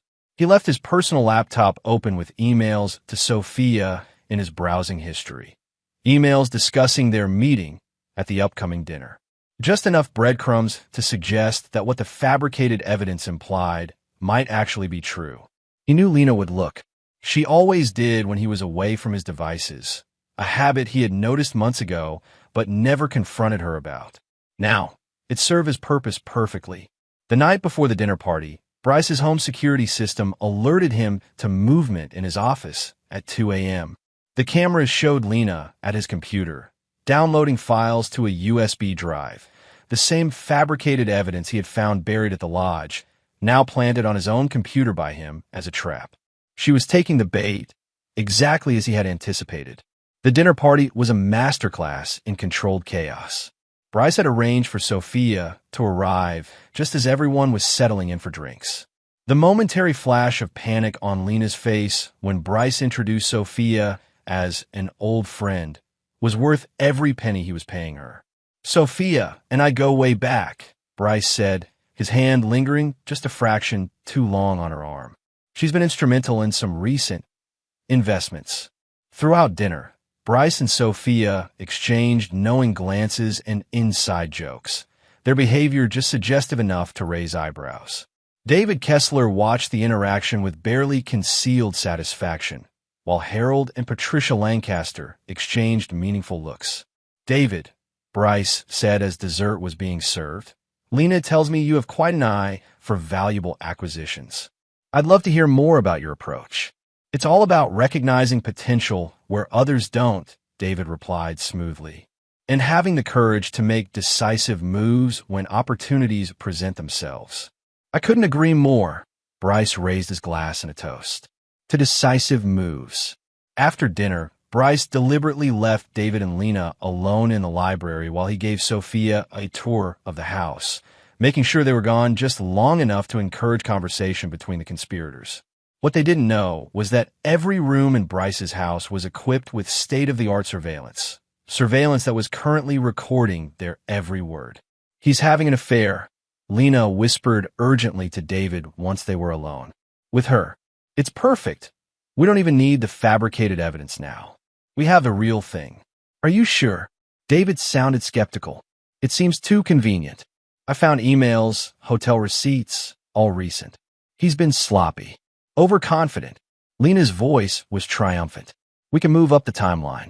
File the papers next week instead of waiting until after the board meeting. What about your daughter? The prenup has provisions about infidelity and custody. Mia will adjust. She'll still see him, of course, but primary custody will be with me. The judge will take one look at those photos and emails, and the prenup's fidelity clause will be triggered. I'll get control of his voting shares as part of the settlement. And the board? David pressed. Crawford and Donaldson are already on board. With my shares and theirs, we'll have enough to force Bryce out. The company will be ours, and he'll never know what hit him. In his security room, watching the conversation unfold on multiple screens, Bryce felt no pain at Lena's betrayal, only cold satisfaction at having confirmed every suspicion. They had revealed their entire plan, unaware that every word was being recorded. Evidence that would be inadmissible in court, perhaps, but invaluable for what Bryce had planned. As the evening wound down and their guest departed, Bryce kissed Lena on the cheek. That went well, don't you think? Very well. She agreed, her eyes calculating beneath her smile. David was impressed with your operation. Said there might be partnership opportunities. I look forward to exploring them. Bryce replied, the irony of his words lost on her. That night, as Lena slept beside him for what he knew would be one of the last times, Bryce finalized his countermeasures. Board members Crawford and Donaldson would find their own secrets exposed if they moved against him. David Kessler's financial house of cards would collapse with a few strategic calls to the SEC and his major investors. And Lena would lose everything she had plotted to steal from him. But first, he needed to secure what mattered most, Mia. The revelation of Lena's willingness to use their daughter as a pawn in her scheme had awakened something primal in Bryce, a ferocity that would reshape his plan from mere self-preservation to complete annihilation of his enemies. As dawn broke, Bryce slipped out of bed and went to his daughter's room. Watching her sleep, innocent and unaware of the storm gathering around their family, he made a silent promise. When this was over, she would never have to doubt where she belonged or who truly loved her. And those who had sought to use her as leverage would pay the ultimate price. Chapter 5. Counter-moves. The week following the dinner party unfolded exactly as Bryce had predicted. Lena's behavior grew increasingly secretive, punctuated by hushed phone calls and unexplained absences. She was setting the stage for her exit, unaware that Bryce was 10 steps ahead. His first counter-move targeted the financial foundation of their scheme. Vincent had uncovered that Kessler Investment Group was essentially a sophisticated Ponzi scheme, using new investor funds to pay returns to earlier investors while siphoning millions into offshore accounts. With this information, Bryce arranged an anonymous tip to both the SEC and several of Kessler's largest investors, attaching enough documentation to spark a serious investigation. Next, he focused on the Lancaster family's vulnerabilities. Harold's precarious financial situation offered the perfect pressure point. Through a series of shell companies, Bryce quietly acquired the debt on Harold's largest commercial properties, positioning himself as the senior creditor. One call could trigger a cascade of margin calls that would wipe out the Lancaster family fortune within days. For board members Crawford and Donaldson, Bryce employed more personal leverage. Crawford, it turned out, had been embezzling from the company's charitable foundation for years. Small amounts, skillfully concealed, but detectable by someone who knew where to look. Donaldson's weakness was more personal. An adult son with multiple DUIs that had been covered up through judicial connections that Bryce now controlled. Everything is in place, Vincent confirmed during their secure daily briefing. We can pull the trigger whenever you give the word. Not yet, Bryce replied. There's still Mia to consider. That evening, as Mia was getting ready for bed, Bryce sat on the edge of her bed, heart heavy with what he needed to ask. Pumpkin, do you remember when you told me about Mommy burying something by the tree? Mia nodded solemnly. I need to ask you something else, and it's very important that you tell me the truth. Has Mommy ever talked to you about maybe living somewhere else? Or about Daddy going away? Mia's lower lip trembled. She said maybe we would live with Grandma and Grandpa for a while, and that a new friend might come stay with us. She made me promise not to tell you. The confirmation of Lena's manipulation of their daughter hardened Bryce's resolve. You didn't do anything wrong by telling me. Sometimes grown-ups keep secrets that they shouldn't. Are you mad at Mommy? Mia's eyes were wide with childish perception. No, Pumpkin. I'm just sad that she made choices that will change things for us. It wasn't quite a lie. Beyond the cold rage that fueled his planning, there was a profound sadness for what might have been. But I promise you, no matter what happens, you and I will always be together. Okay. After tucking Mia in, Bryce made a call to his attorney, Maxwell Brighton, not the family lawyer who handled their estate planning, but his personal counsel, a shark who operated in the shadows of high-stakes corporate warfare. I need custodial preparations, Mac's full documentation of parental alienation, evidence of conspiracy to violate the prenuptial agreement, and emergency temporary custody motions ready to file at a moment's notice. Based on what you've sent over, we have a strong case, Brighton replied. But are you sure you want to go nuclear here? Once these accusations are public. I'm not interested in public, Bryce cut him off. I want this handled privately, with maximum leverage. They think they're taking everything from me. I want them to understand what it really means to lose everything. The following day, Bryce received a text from Lena, working late at the gallery. New installation. Don't wait up. A quick check of his surveillance network showed her actually meeting with David Kessler and a man Bryce recognized as one of the top divorce attorneys in the state.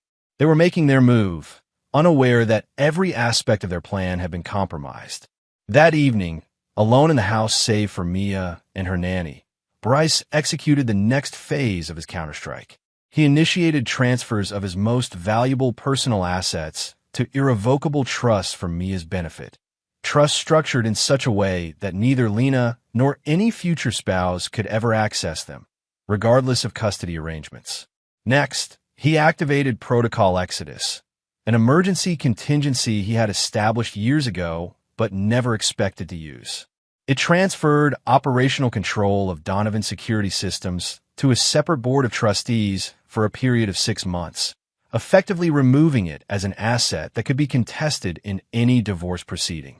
Finally, he made a series of calls to his most loyal executives, informing them of a potential hostile takeover attempt and securing their allegiance through a combination of financial incentives and appeals to their loyalty. By midnight, the stage was set. When Lena returned home at nearly 1 a.m., Bryce was waiting in the darkened living room, a glass of bourbon in his hand. "Productive evening?" he asked as she entered, causing her to jump slightly. "God, Bryce, you scared me." She composed herself quickly. "Yes, very. The new installation is coming together nicely." "Interesting. I wasn't aware divorce attorneys had artistic talents." The color drained from Lena's face. "What are you talking about?" "Please, Lena, let's not insult each other's intelligence any further." Bryce's voice was dangerously soft. "I know about David. I know about the plan to take control of my company. I know about all of it." For a moment, Lena seemed genuinely speechless. Then, her expression hardened. "You can't prove anything. I don't need to prove it in court. Although I could." Bryce sipped his bourbon. "The question is what happens now?" Lena's facade cracked, revealing the calculating woman beneath. "What do you want?" "A clean break. You walk away with what you brought into the marriage. Nothing more, nothing less. You surrender any claim to custody of Mia. You and your family never contact us again." "That's absurd. No court would." "This isn't about courts, Lena. This is about consequences." Bryce's tone remained conversational, which somehow made it more terrifying. "Your father is 72 hours away from total financial collapse. David's investment firm will be raided by federal agents within the week. And as for you," he paused meaningfully, "let's just say that the prenup violation clause works both ways. Your infidelity is extensively documented. You're bluffing." But her voice lacked conviction. "Maybe, but ask yourself, can you afford to call that bluff? Because if you force my hand, I promise you, there will be nothing left of your life to salvage." Bryce stood, setting down his glass. "You have 24 hours to decide. After that, events will take on a momentum of their own." As he walked past her toward the stairs, Lena grabbed his arm. "This isn't over, Bryce. You have no idea who you're dealing with." Bryce looked down at her hand until she removed it. "That's where you're wrong, Lena. I know exactly who I'm dealing with. The question is whether you know who you've provoked." Later that night, as he lay in the guest bedroom, reviewing security footage of Lena frantically calling David and her father, Bryce felt no satisfaction, only the cold certainty that he was doing what was necessary to protect himself and Mia. The following morning, he woke early and took Mia to her favorite breakfast spot, maintaining normalcy for her sake while the adults in her life engaged in silent warfare. When they returned, Lena was waiting, her expression unreadable. "We need to talk," she said. "Without Mia." Bryce nodded to the nanny, who took Mia upstairs to play. Once they were alone, Lena spoke with calculated precision. "I'll sign whatever you want regarding the prenup and financial settlement. But I want joint custody of Mia. That's non-negotiable." Bryce had anticipated this, using their daughter as the one bargaining chip she thought he wouldn't sacrifice. "No, she's my daughter too, Bryce. Whatever is between us doesn't change that. You were willing to manipulate her, to use her as a pawn in your scheme. Bryce's voice was flat. You forfeited any moral claim to parenthood the moment you did that. You can't keep her from me. No judge would allow it. Perhaps not under normal circumstances. But these aren't normal circumstances, are they, Lena? Bryce slid a folder across the coffee table. These are sworn affidavits from your art gallery assistant detailing how you've consistently prioritized your meetings with David over Mia's school events and doctor appointments. This is documentation of the times you've left her with nannies while claiming to be with her to cover your tracks. And this, he tapped a final document, is a psychological evaluation indicating the emotional damage caused by your attempts to alienate her from me. The blood drained from Lena's face as she flipped through the damning evidence. How did you? I protect what's mine, Lena. Always have. You just never realized that included protecting it from you. Bryce's tone was matter of fact. So here's what's going to happen. You're going to sign full custody over to me, with visitation rights that I will determine based on Mia's best interests. You're going to sign a revised settlement that gives you exactly $1 million, enough to start over somewhere far from here. And you're going to do it today. And if I refuse? There was a tremor in her voice now, the first real indication that she understood the depth of her miscalculation. Then tomorrow, your father's creditors call on his loans. David's investors receive proof of his fraud, and you find yourself defending not just a divorce action, but potential criminal charges for conspiracy. Bryce stood. The documents are with my attorney. He's expecting you at noon. Lena stared at him, eyes filled with a mixture of hatred and grudging respect. I never thought you had this in you. That was your first mistake. Bryce walked to the door. Don't make another by testing my resolve. For Mia's sake, if nothing else. As Lena left to meet with his attorney, Bryce allowed himself a moment of reflection. The woman he had loved, the mother of his child, had revealed herself to be a stranger, a predator who had mistaken him for prey. It was a mistake she would live with for the rest of her life. By sunset, it was done. Lena had signed every document, surrendering custody, accepting the financial terms, effectively excising herself from their lives. As part of the agreement, she would leave immediately for a sabbatical in Europe, a convenient cover story for what was essentially exile. As Bryce watched her pack her belongings under the watchful eye of his security team, he felt no triumph, only a cold certainty that he had done what was necessary to protect his daughter and his legacy. The predator had become the prey, just as his father had warned so many years ago. But the hunt wasn't over. David Kessler and the Lancasters remained, and for them, Bryce had planned a reckoning that would ensure they never threatened him or Mia again. The true endgame was just beginning. Chapter 6: The Precipice.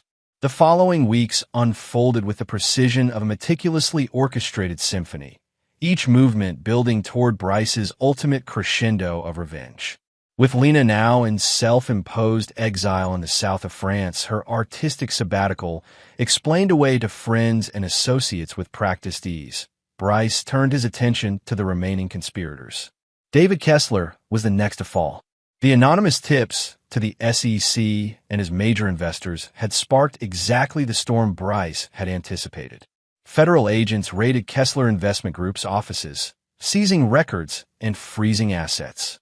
Headlines blared about potential financial irregularities and investor concerns, sending Kessler's clients into a panic. Bryce watched from the shadows as Kessler's empire began to crumble, making no direct moves against him, yet allowing the momentum of the investigation to build naturally. It was the perfect cover. No one would suspect Bryce's involvement when Kessler had so many enemies among his defrauded investors. Meanwhile, Harold Lancaster found himself increasingly squeezed by his creditors. Properties that had been pillars of the Lancaster fortune for generations were suddenly underwater, with loans being called in by mysterious new entities that showed no interest in negotiation or extensions. The Lancasters are desperate, Vincent reported during their daily briefing. Harold has approached 3 different banks for emergency financing. All have declined. And Patricia? Bryce asked, knowing that Lena's mother had always been the more cunning of the pair. Making calls to family connections, try to leverage social capital into financial bailouts. No takers so far. The word is out in their circles. The Lancasters are toxic. Bryce nodded, satisfied with the progress. What about Crawford and Donaldson? Both have withdrawn their support for any board action against you. Crawford has actually submitted his resignation, effective end of quarter. Cites personal reasons. Have legal send him a very generous severance package. And make sure Donaldson knows that his son's legal troubles have mysteriously disappeared. Vincent raised an eyebrow. Carrot and stick. People remember who helped them in crisis, Bryce replied. And they remember who hurt them. I want Crawford grateful and Donaldson terrified. Both serve my purposes. With his corporate position secure and his personal life stabilizing around a new normal with Mia, Bryce might have been content to let his enemies suffer their financial and legal consequences from afar. But then came a call that changed everything. Mr. Donovan. His assistant's voice was uncharacteristically tense. There's a Detective Ramirez here to see you. She says it's about your sister.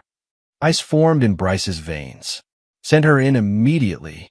Detective Elena Ramirez was a compact woman with intelligent eyes and a no-nonsense demeanor. Mr. Donovan, I'm afraid I have some difficult news. Your sister, Abigail, was involved in an incident last night. What kind of incident? Bryce's voice was steady, though his pulse had accelerated. She's alive, Ramirez assured him quickly. But she's in the hospital. Someone broke into her home and injected her with heroin. A deliberate overdose made it look like a relapse. If her security detail hadn't found her when they did, the implication hung in the air. Abigail would be dead. Another addict who'd fallen off the wagon. Nothing suspicious about it to the casual observer. Where is she now? Bryce was already on his feet. Memorial Hospital, under police protection. We have reason to believe this wasn't random. Given your position and your sister's history, I know exactly who's responsible. Bryce cut her off. And I'll give you everything you need to make the case. Within the hour, Bryce was at Abigail's bedside, watching his sister's pale face as machines monitored her vital signs. She had been clean for 6 years, rebuilding her life with determination after her addiction had nearly destroyed her. The idea that someone would exploit her past vulnerability as a way to hurt him transformed Bryce's cold calculation into white-hot rage. When she regained consciousness, her first words broke something deep inside him. I didn't do it, Bryce. I swear I didn't relapse. I know, Abby. I know. He took her hand, careful of the 4 lines. This wasn't your fault, and the people responsible will pay. I promise you that. Back at his office, Bryce summoned Vincent. I want everything we have on David Kessler and the Lancasters. Every connection, every shell company, every dirty deal. And I want it now. The attack on Abigail had crossed a line Bryce hadn't anticipated. Using his sister as a weapon against him wasn't just business. It was personal in a way that demanded a response beyond financial ruin or legal consequences. Within hours, Vincent had assembled a comprehensive dossier linking Kessler to a network of offshore entities used for money laundering and tax evasion. More damning were records of payments to individuals with ties to organized crime, including one made the day before the attack on Abigail. There's something else, Vincent said, hesitation evident in his voice. Lena made a call to David Kessler 2 days ago from her hotel in Nice. It lasted 26 minutes. The implication was clear. Despite her seeming capitulation, Lena was still involved, perhaps even instrumental in the plot against Abigail. She never intended to honor our agreement, Bryce said, more to himself than to Vincent. This was always part of their contingency plan. If they couldn't get to me directly, they'd use Abigail as leverage. What's our next move? Vincent asked. Bryce stared out his office window at the Washington, D.C. skyline. The corridors of power spread before him like a game board. It's time to end this. Permanently. Over the next 72 hours, Bryce executed a series of moves designed not just to defeat his enemies, but to annihilate them so completely that they would never have the capacity to threaten him or his family again.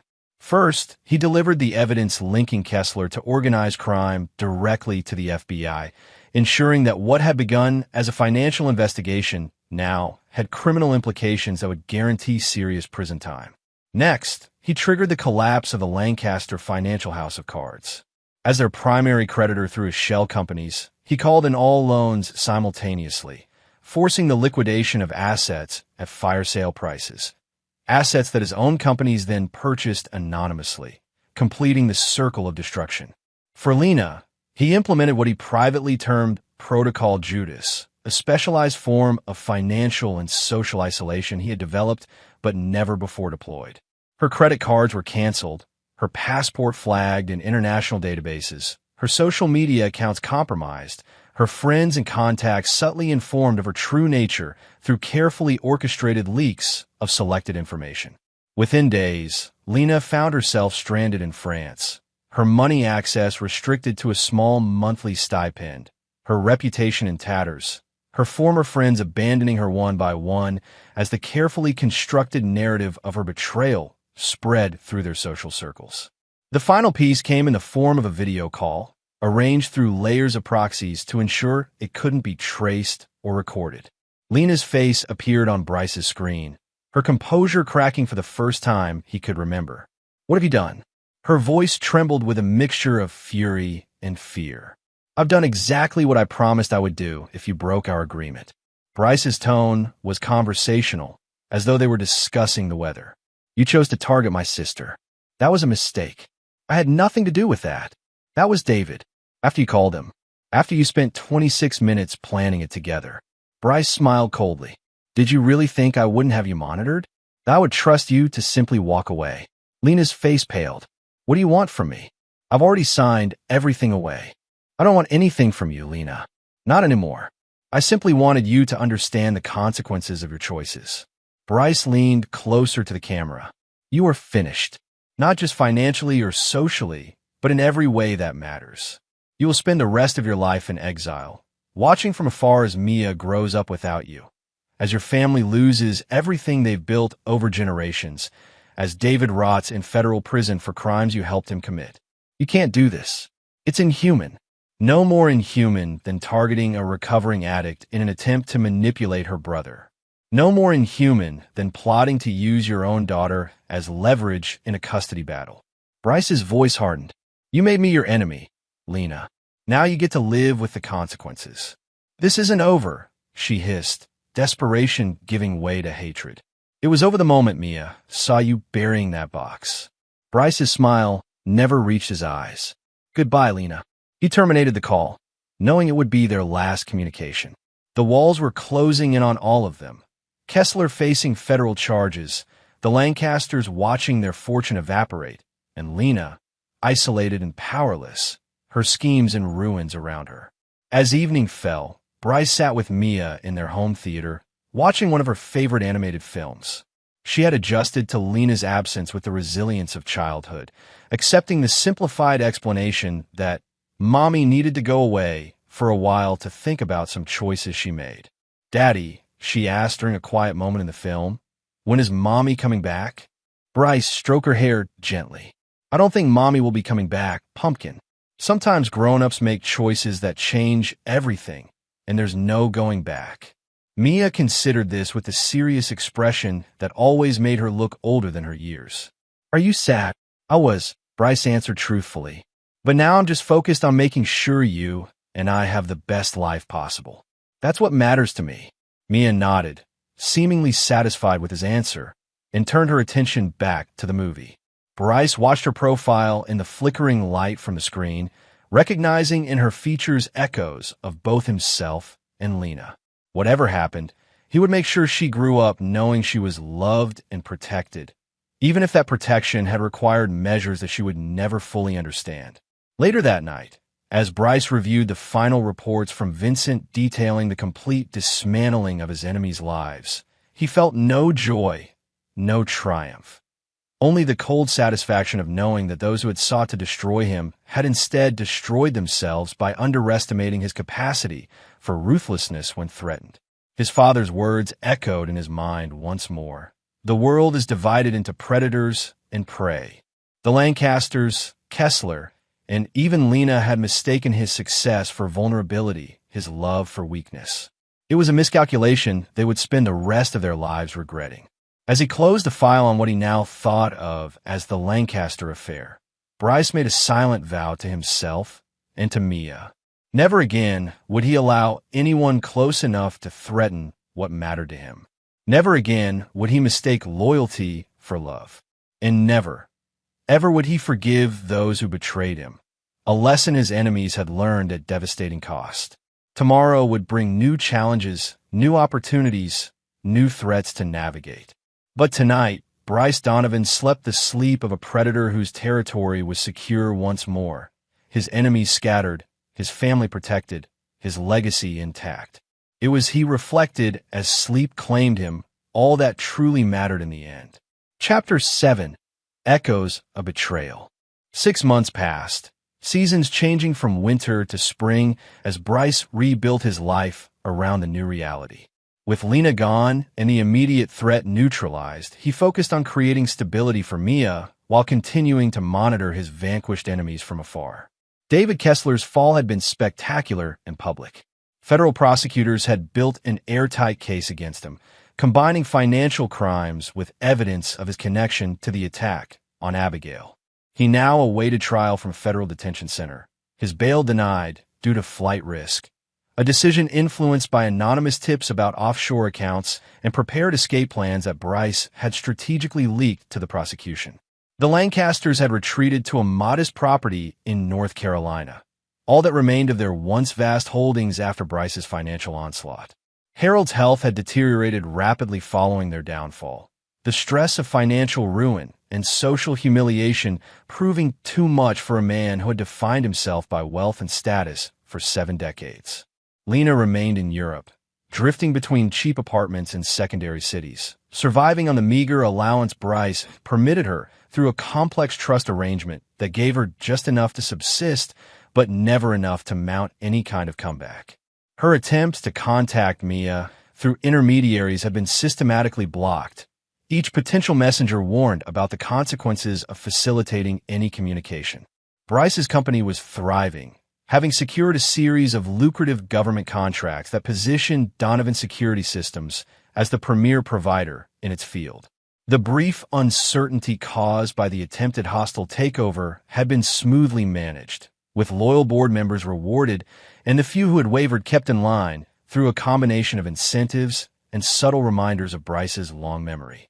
Abigail had recovered fully from the attack, moving into a guest house on Bryce's estate where he could ensure her safety while respecting her independence.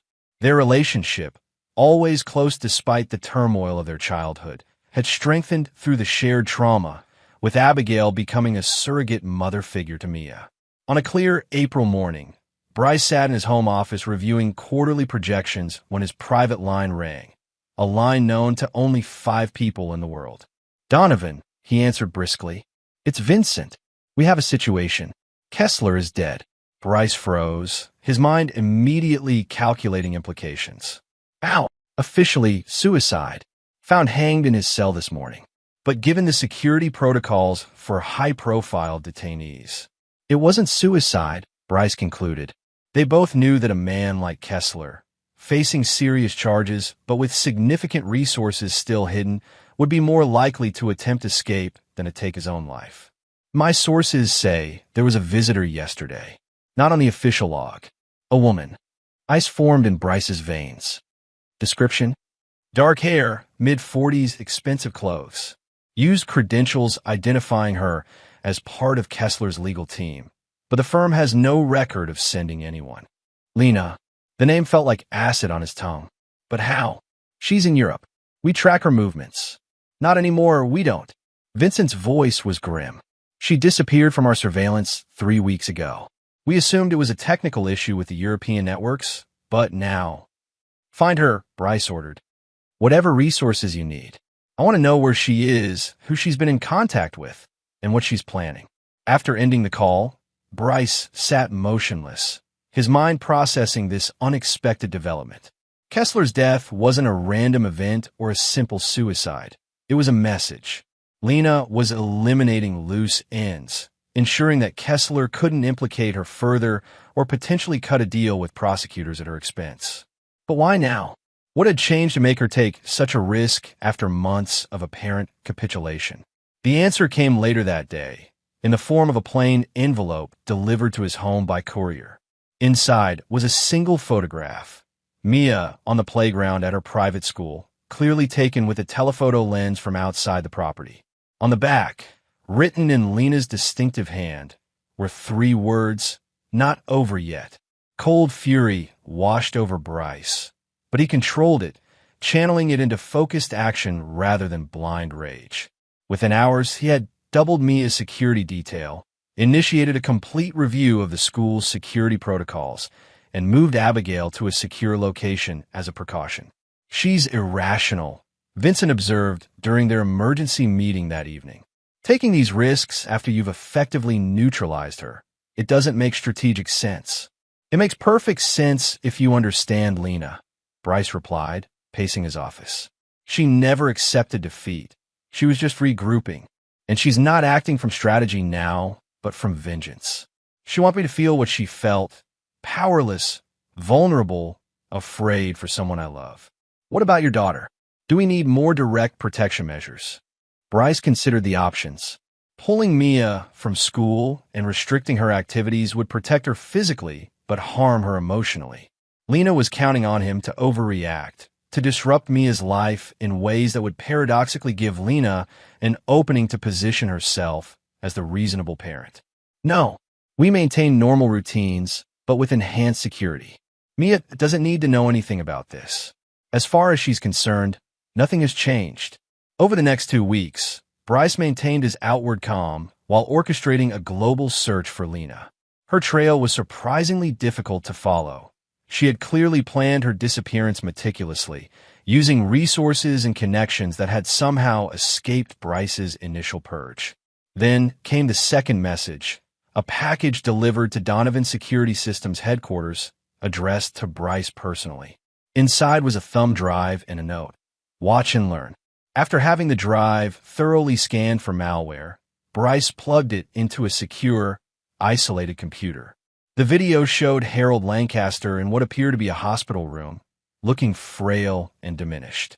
Off camera, Lena's voice was clearly audible. "Tell him, Dad.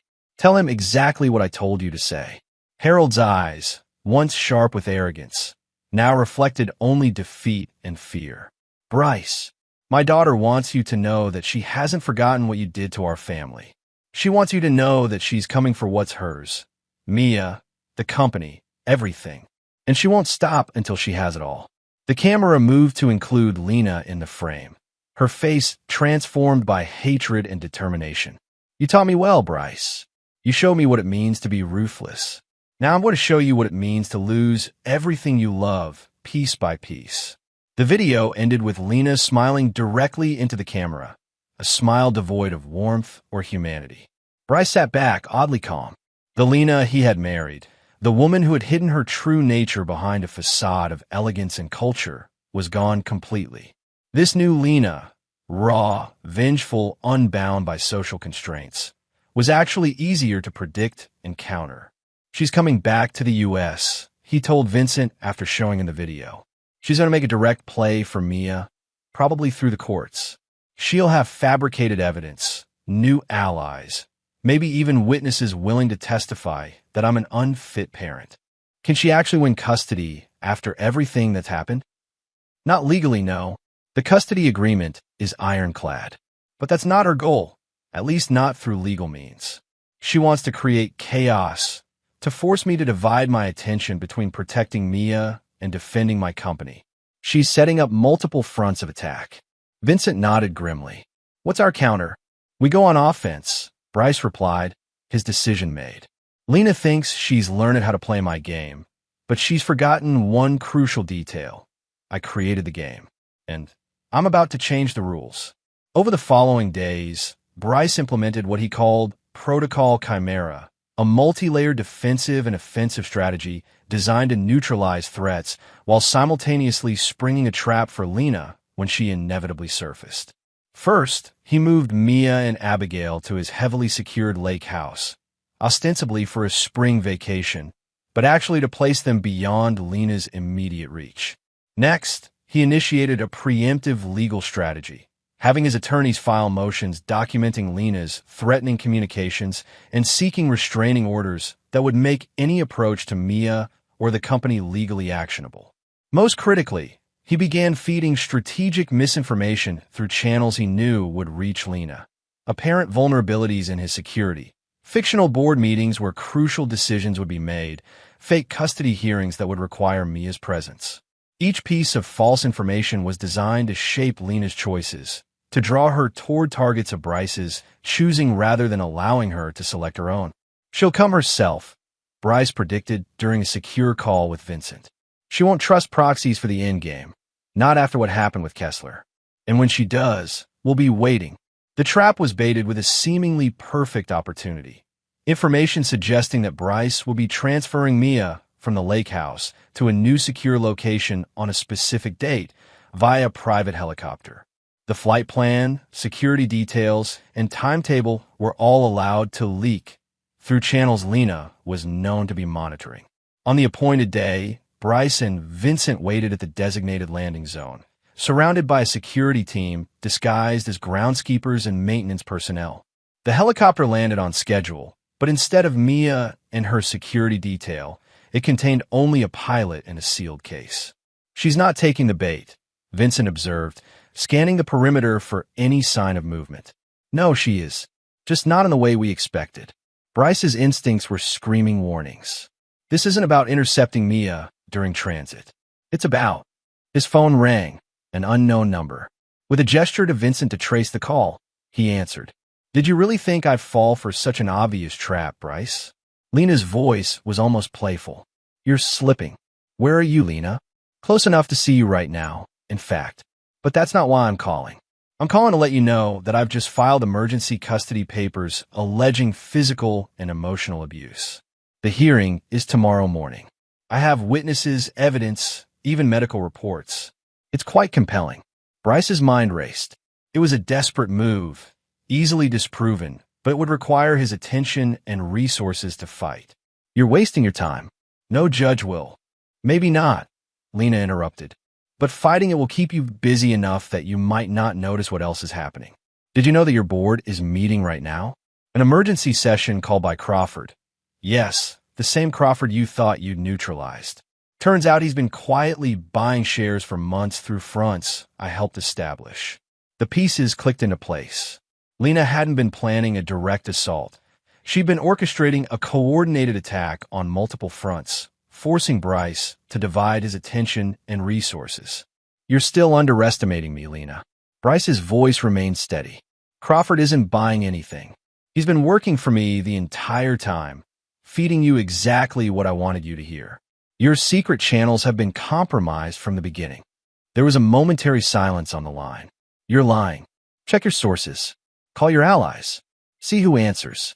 Bryce allowed himself a small smile. "You've been playing a game that was rigged from the start, and now it's checkmate." A click signaled the end of the call. Vincent looked up from his tablet. "We've got our location. Hotel downtown, 9th floor. Team is moving in now." But Bryce shook his head. "She's already gone. That call was pre-recorded, designed to keep us focused on the wrong target." He dialed a new number. "Maxwell, initiate Protocol Omega immediately." Full spectrum. Protocol Omega was Bryce's final contingency. A complete lockdown of all his assets, properties, and digital systems, coupled with the release of damning information about Lena to law enforcement agencies worldwide. It was the corporate equivalent of a scorched earth policy designed to eliminate any possible avenue of attack, while simultaneously making Lena a priority target for international authorities. By nightfall, reports confirmed what Bryce had already sensed. Lena had vanished again, but not before attempting to access accounts and properties that had been secured hours earlier. Her custody filing had been dismissed by a judge familiar with the case history, and the emergency board meeting had never been more than a fiction designed to distract him. "She'll be back," Vincent warned as they reviewed the day's events. "She's too invested in revenge to simply walk away now." "I'm counting on it," Bryce replied. "But next time, it won't be on her terms. And it will be the last time." As he returned to the lake house, Bryce found Mia and Abigail playing board games in the great room. oblivious to the day's tensions and machinations. Watching his daughter laugh, secure in the belief that her world was safe and stable, Bryce renewed his silent vow to protect her at any cost. Lena had made her move and failed. Now it was his turn to bring this deadly game to its conclusion, once and for all. Chapter 8. The Final Gambit. Over the next month, an uneasy quiet settled over Bryce's world.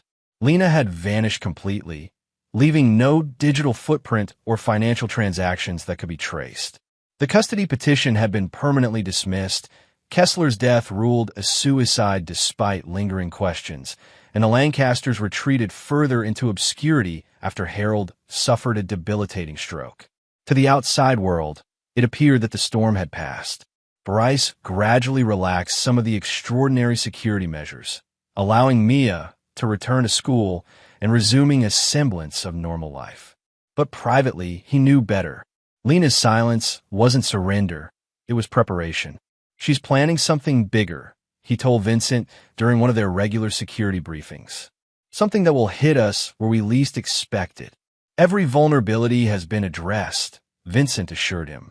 Personnel, digital systems, physical locations, all secured and monitored.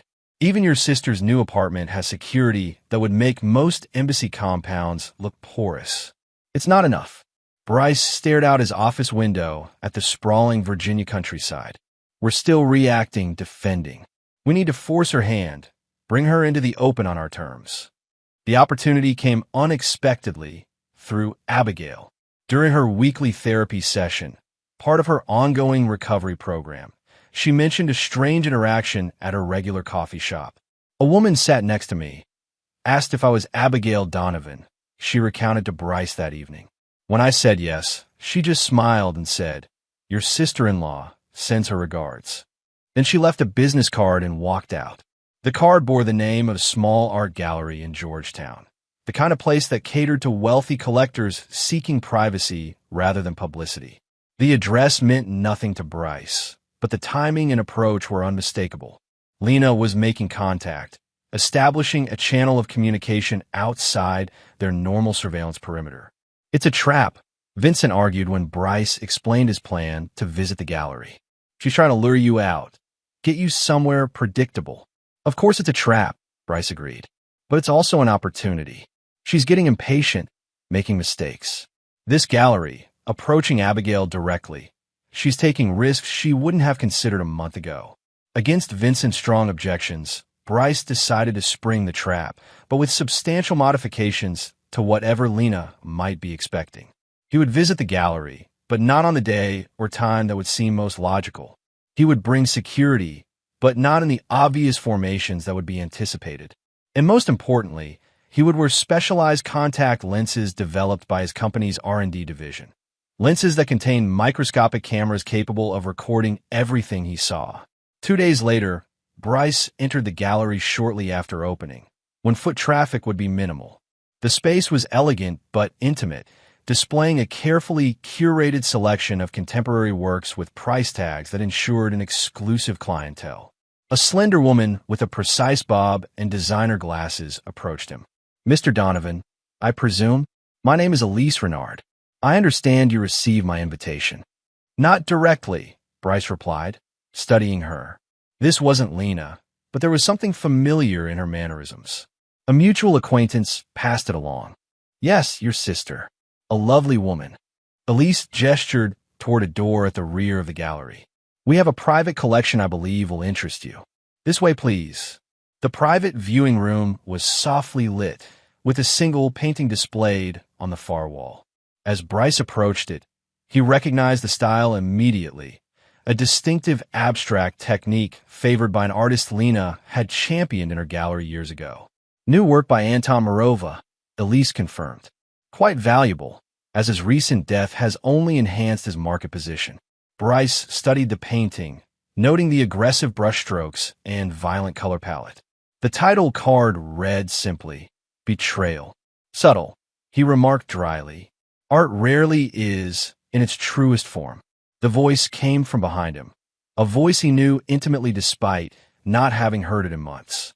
Bryce turned slowly to face Lena, who had entered silently through a concealed door. She looked different, harder, leaner, her once elegant appearance now sharp-edged and predatory. Her hair was cut short, dyed a darker shade than her natural color, and she carried herself with a new intensity. "Hello, Lena. You've gone to a lot of trouble for this meeting. Worth every penny to see you in person." She moved into the room, keeping a calculated distance between them. "You look well. Success continues to agree with you. What do you want?" Bryce kept his tone businesslike, though his senses were on high alert. The room had only 2 visible exits, and he was certain both were being monitored. Want? Such a simple word for such complex desires. Lena circled the perimeter of the room, never turning her back to him. "Revenge is too small a word for what I've been planning, Bryce. You didn't just take my life, you erased it. My family, my reputation, my daughter. You left me with nothing. You did that to yourself when you conspired with Kessler to take everything from me." Lena laughed, a brittle sound devoid of humor. "Is that what you tell yourself?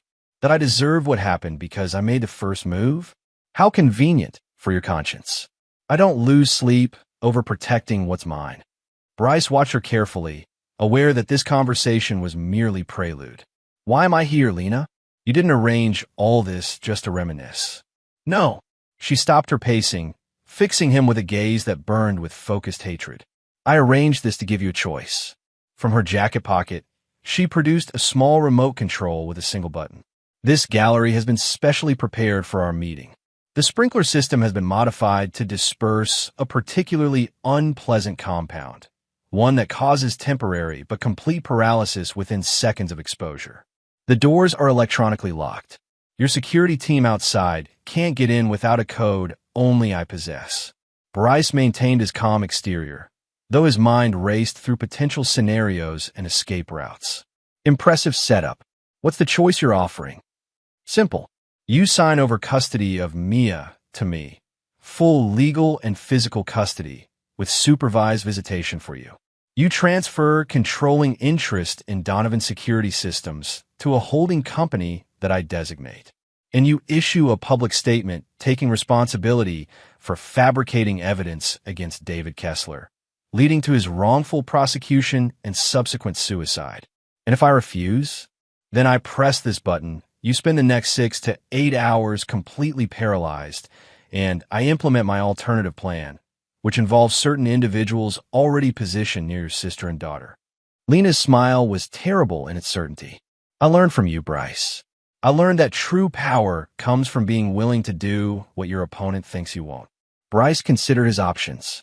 The contact lenses were recording everything, providing evidence of Lena's threats and illegal modifications to the building. Vincent knew exactly where he was and would breach the gallery the moment communication was lost. But Abigail and Mia, if Lena truly had people positioned near them. "You're bluffing," he said finally. "You've become good at this game, Lena, but not that good. I've had Mia and Abigail under constant surveillance since your little message through the coffee shop. There's no one near them that I don't know about." A flicker of uncertainty crossed Lena's face, quickly suppressed. "You think I'd come this far just to bluff? I think you're desperate. I think you've spent months planning this confrontation, building it up in your mind as your moment of triumph." Bryce took a deliberate step toward her. "But you've made a critical mistake." "Stay back," she warned, finger hovering over the button. "Your mistake was thinking I'd walk in here without a contingency plan of my own." Bryce lifted his hand, revealing a small electronic device. "Dead man's switch. If my vital signs change dramatically, say from being exposed to a paralytic agent, it triggers an immediate response. Everything I have on you, Kessler, your parents, every criminal conspiracy, every illegally obtained fund, every shred of evidence, gets sent to federal authorities, media outlets, and select members of our former social circle. Simultaneously." Lena's eyes narrowed. "You're lying." "Maybe. Are you willing to bet whatever future you imagine on that assumption?"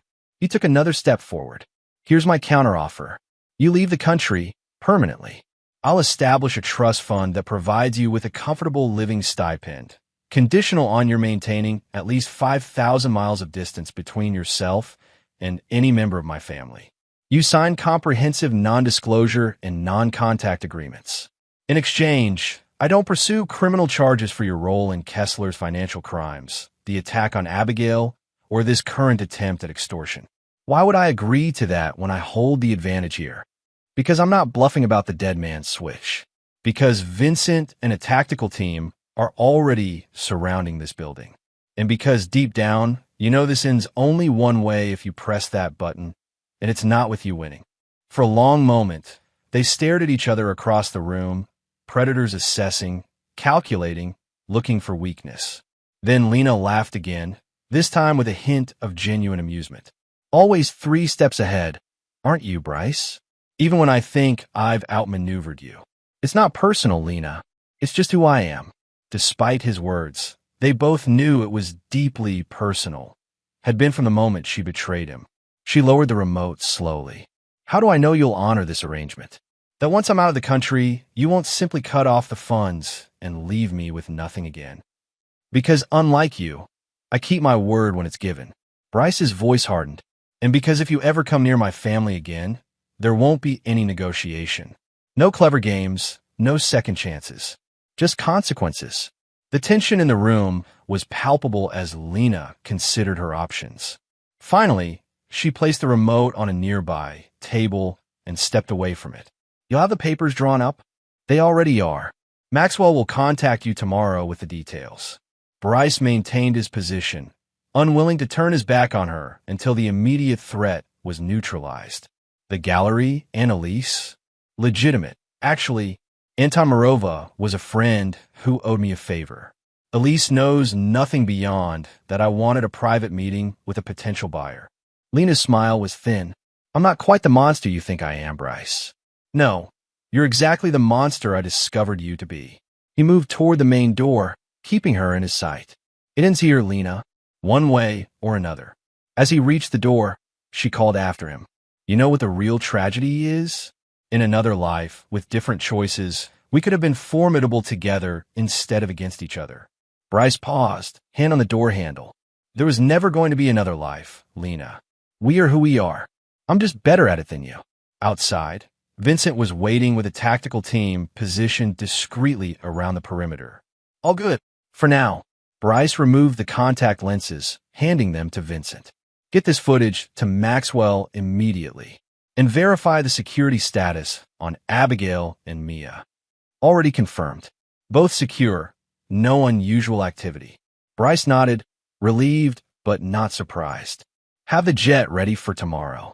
I want the custody papers and financial arrangements completed before nightfall. You think she'll honor the agreement? I think she knows what will happen if she doesn't. Bryce looked back at the gallery where Lena stood watching from the window, and I think, finally, she believes me.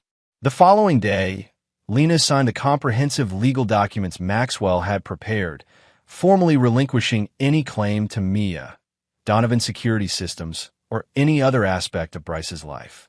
Within hours, she was on a commercial flight to Sydney, the first step in what would become a permanent exile. 3 days later, as Bryce reviewed the final security reports confirming Lena's arrival in Australia, Abigail joined him in his office. Is it really over? She asked, settling into the chair across from his desk. With Lena? Yes. Bryce closed the file with finality. She's defeated and she knows it. Her pride won't let her make another attempt that might fail. And the Lancasters? Harold had another stroke yesterday. He's not expected to recover. Patricia is selling their remaining properties and moving to assisted living in Florida. Bryce's tone held no satisfaction, merely factual detachment. They're no longer relevant. Abigail studied her brother, noting the lines of exhaustion etched around his eyes. What about you, Bryce? Is this victory? Does it feel like you thought it would? Bryce considered the question seriously. It's not about victory. It never was. It was about protection. Of Mia, of you, of what I've built. He looked out the window, where Mia could be seen playing in the garden with her nanny. They threatened everything that matters to me. I responded accordingly. The ruthlessness that Dad taught us, do you ever worry that it comes at a cost? That it changes us? Every day. Bryce's admission surprised them both with its honesty. But I'd rather pay that cost than see Mia pay the price of my weakness. Abigail nodded, understanding. They had both been shaped by their father's harsh lessons about power and vulnerability, about the necessity of decisive action when threatened. Where she had rebelled against those lessons through self-destruction, Bryce had internalized them, becoming the ultimate expression of their father's philosophy. What will you tell Mia when she's older and asks about her mother? The truth, appropriate to her age. That Lena made choices that made it impossible for us to be a family. That sometimes people we love aren't what they seem. Bryce's expression softened as he watched his daughter, and that no matter what, she is loved and protected. As evening fell, Bryce sat alone on the terrace, nursing a glass of bourbon and reflecting on the events of the past year. The conspiracy against him had been neutralized, the conspirators scattered or destroyed. Mia was safe, his company secure, his enemies vanquished. Yet there was no sense of triumph, no exultation in the outcome. Only the quiet certainty that he had done what was necessary, what his nature demanded. The world remained as his father had described it, divided into predators and prey, and Bryce had ensured that he and those he loved would never be the latter. Tomorrow would bring new challenges, new potential threats to guard against. But tonight, in this moment of hard-won peace, Bryce Donovan allowed himself to simply be a father watching over his sleeping child, the most fundamental and primal form of protection there was. The hunt was over. The predator had won, and the price, paid in trust, in mercy, in the capacity for forgiveness, was one he would willingly pay again to keep Mia safe in a world that had proven itself as dangerous and unforgiving as his father had always warned. Chapter 9. Blood and Ashes. 3 years passed, the seasons cycling through renewal and decay as Bryce rebuilt his world with methodical precision. Donovan's security systems had expanded globally, securing contracts with governments and corporations across 6 continents. Mia, now 9, thrived in school and extracurricular activities, showing the same sharp intelligence and determination that characterized her father. Lena remained in Australia, living a modest but comfortable life on the stipend from the trust Bryce had established. Occasional surveillance reports confirmed she had made no attempts to contact Mia or interfere in Bryce's affairs, seemingly resigned to her exile and diminished circumstances. Harold Lancaster had died 18 months after his second stroke, with Patricia following 6 months later, her health having deteriorated rapidly after her husband's passing. Their remaining assets had been liquidated to cover outstanding debts, leaving nothing for potential heirs. The scars of betrayal had faded, but not disappeared entirely. Bryce maintained his vigilance, never fully trusting, always evaluating potential threats with cold precision. But he had found a new equilibrium, a life centered around Mia's well-being and the continued growth of his company. On a crisp autumn morning, Bryce sat in his home office reviewing acquisition proposals when his secure line rang. Vincent's direct number. "We have a situation," Vincent said without preamble. "There's been a breach at the Montana property. The hunting lodge."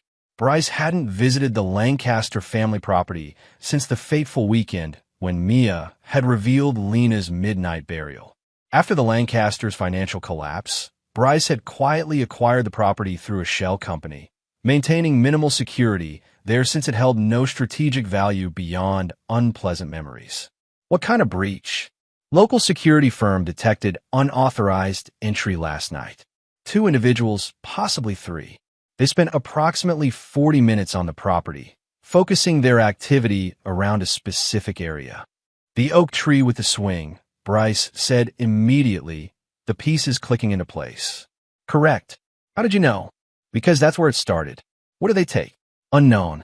By the time security responded, they were gone. Camera footage shows a vehicle, but no clear images of the individuals. I've dispatched a team to investigate. ETA, 3 hours. Bryce's mind raced through possibilities. Check Lena's whereabouts. Immediately. 20 minutes later, Vincent called back. She's gone. Hasn't been seen at her Sydney apartment in over a week. No credit card activity, no cell phone pings. She's coming back, Bryce said, certainty hardening in his gut. Whatever was buried there, she needs it. wasn't just fabricated evidence against me. There was something else, something she's desperate enough to risk everything to retrieve. I'll escalate security protocols for you and Mia. And Abigail. No. Bryce's decision was immediate.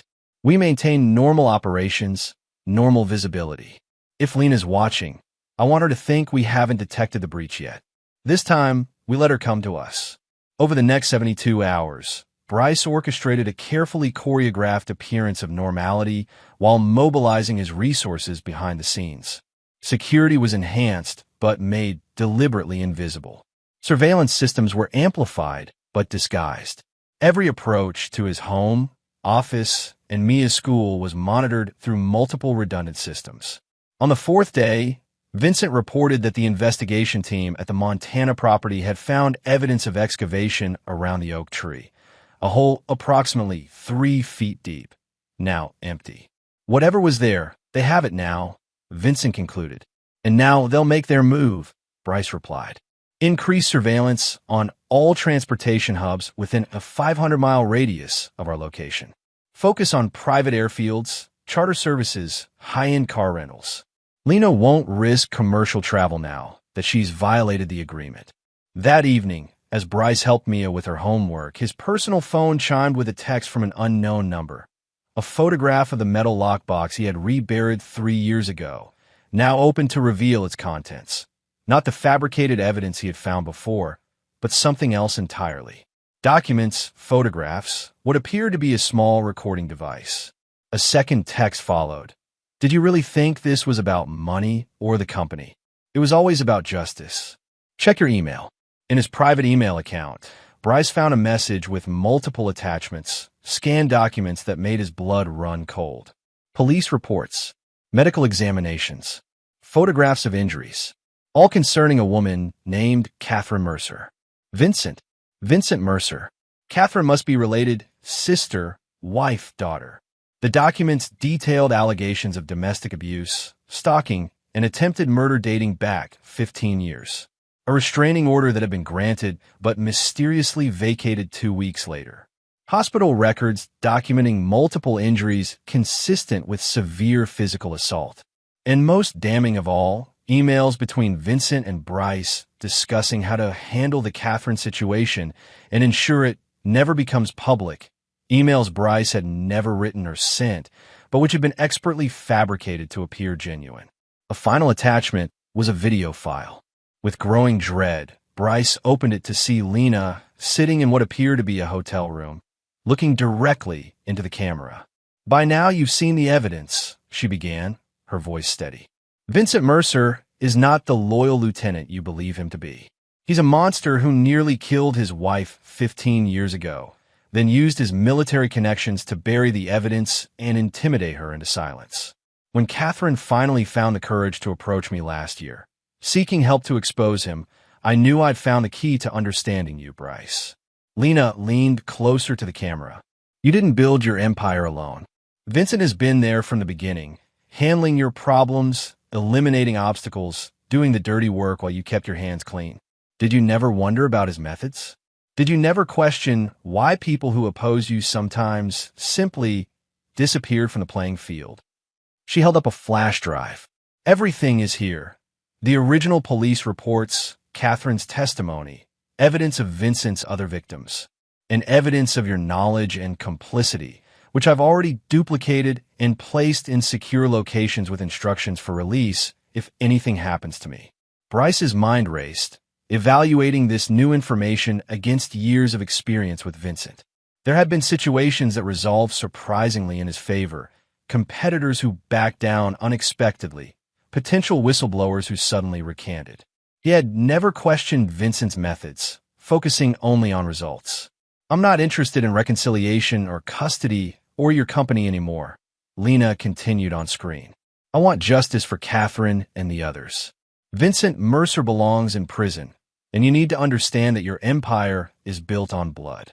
You have 48 hours to turn Vincent over to the authorities with a full confession, or everything goes public, to law enforcement, to the media, to your government clients. Mia will grow up knowing exactly who her father is and what he permitted in his name. The video ended. leaving Bryce in stunned silence. For the first time in years, he felt the ground shifting beneath him, certainties crumbling. His secure line rang, Vincent's direct number. "We've got a hit on the surveillance net," Vincent reported, oblivious to Bryce's new knowledge. "Private charter arrived at Millwood Airfield 2 hours ago. Facial recognition picked up Lena and 2 unidentified individuals at a hotel 20 miles from here." "Do we have eyes on the hotel?" Bryce kept his voice neutral, years of negotiation experience allowing him to mask the tumult of his thoughts. "Team in position, monitoring all exits." "Orders." It was the moment of decision. If what Lena claimed was true, Vincent Mercer was not just an employee, but a violent criminal who had been acting as Bryce's enforcer, crossing lines Bryce had deliberately avoided exploring. If false, it was Lena's most sophisticated attempt yet to drive a wedge between Bryce and his most trusted ally. "Hold position. No engagement. I need to review some information first." Bryce ended the call before Vincent could question the unusual instruction. Over the next 6 hours, Bryce conducted his own investigation, using resources and contacts unknown to Vincent. What he discovered confirmed the worst. Catherine Mercer had indeed filed multiple police reports against her then-husband Vincent. Medical records documented escalating injuries over a 3-year period. And most damning, Catherine had vanished entirely from public records shortly after the restraining order was mysteriously vacated. No credit history, no employment records, no social media presence. As if she had ceased to exist. By dawn, Bryce had made his decision.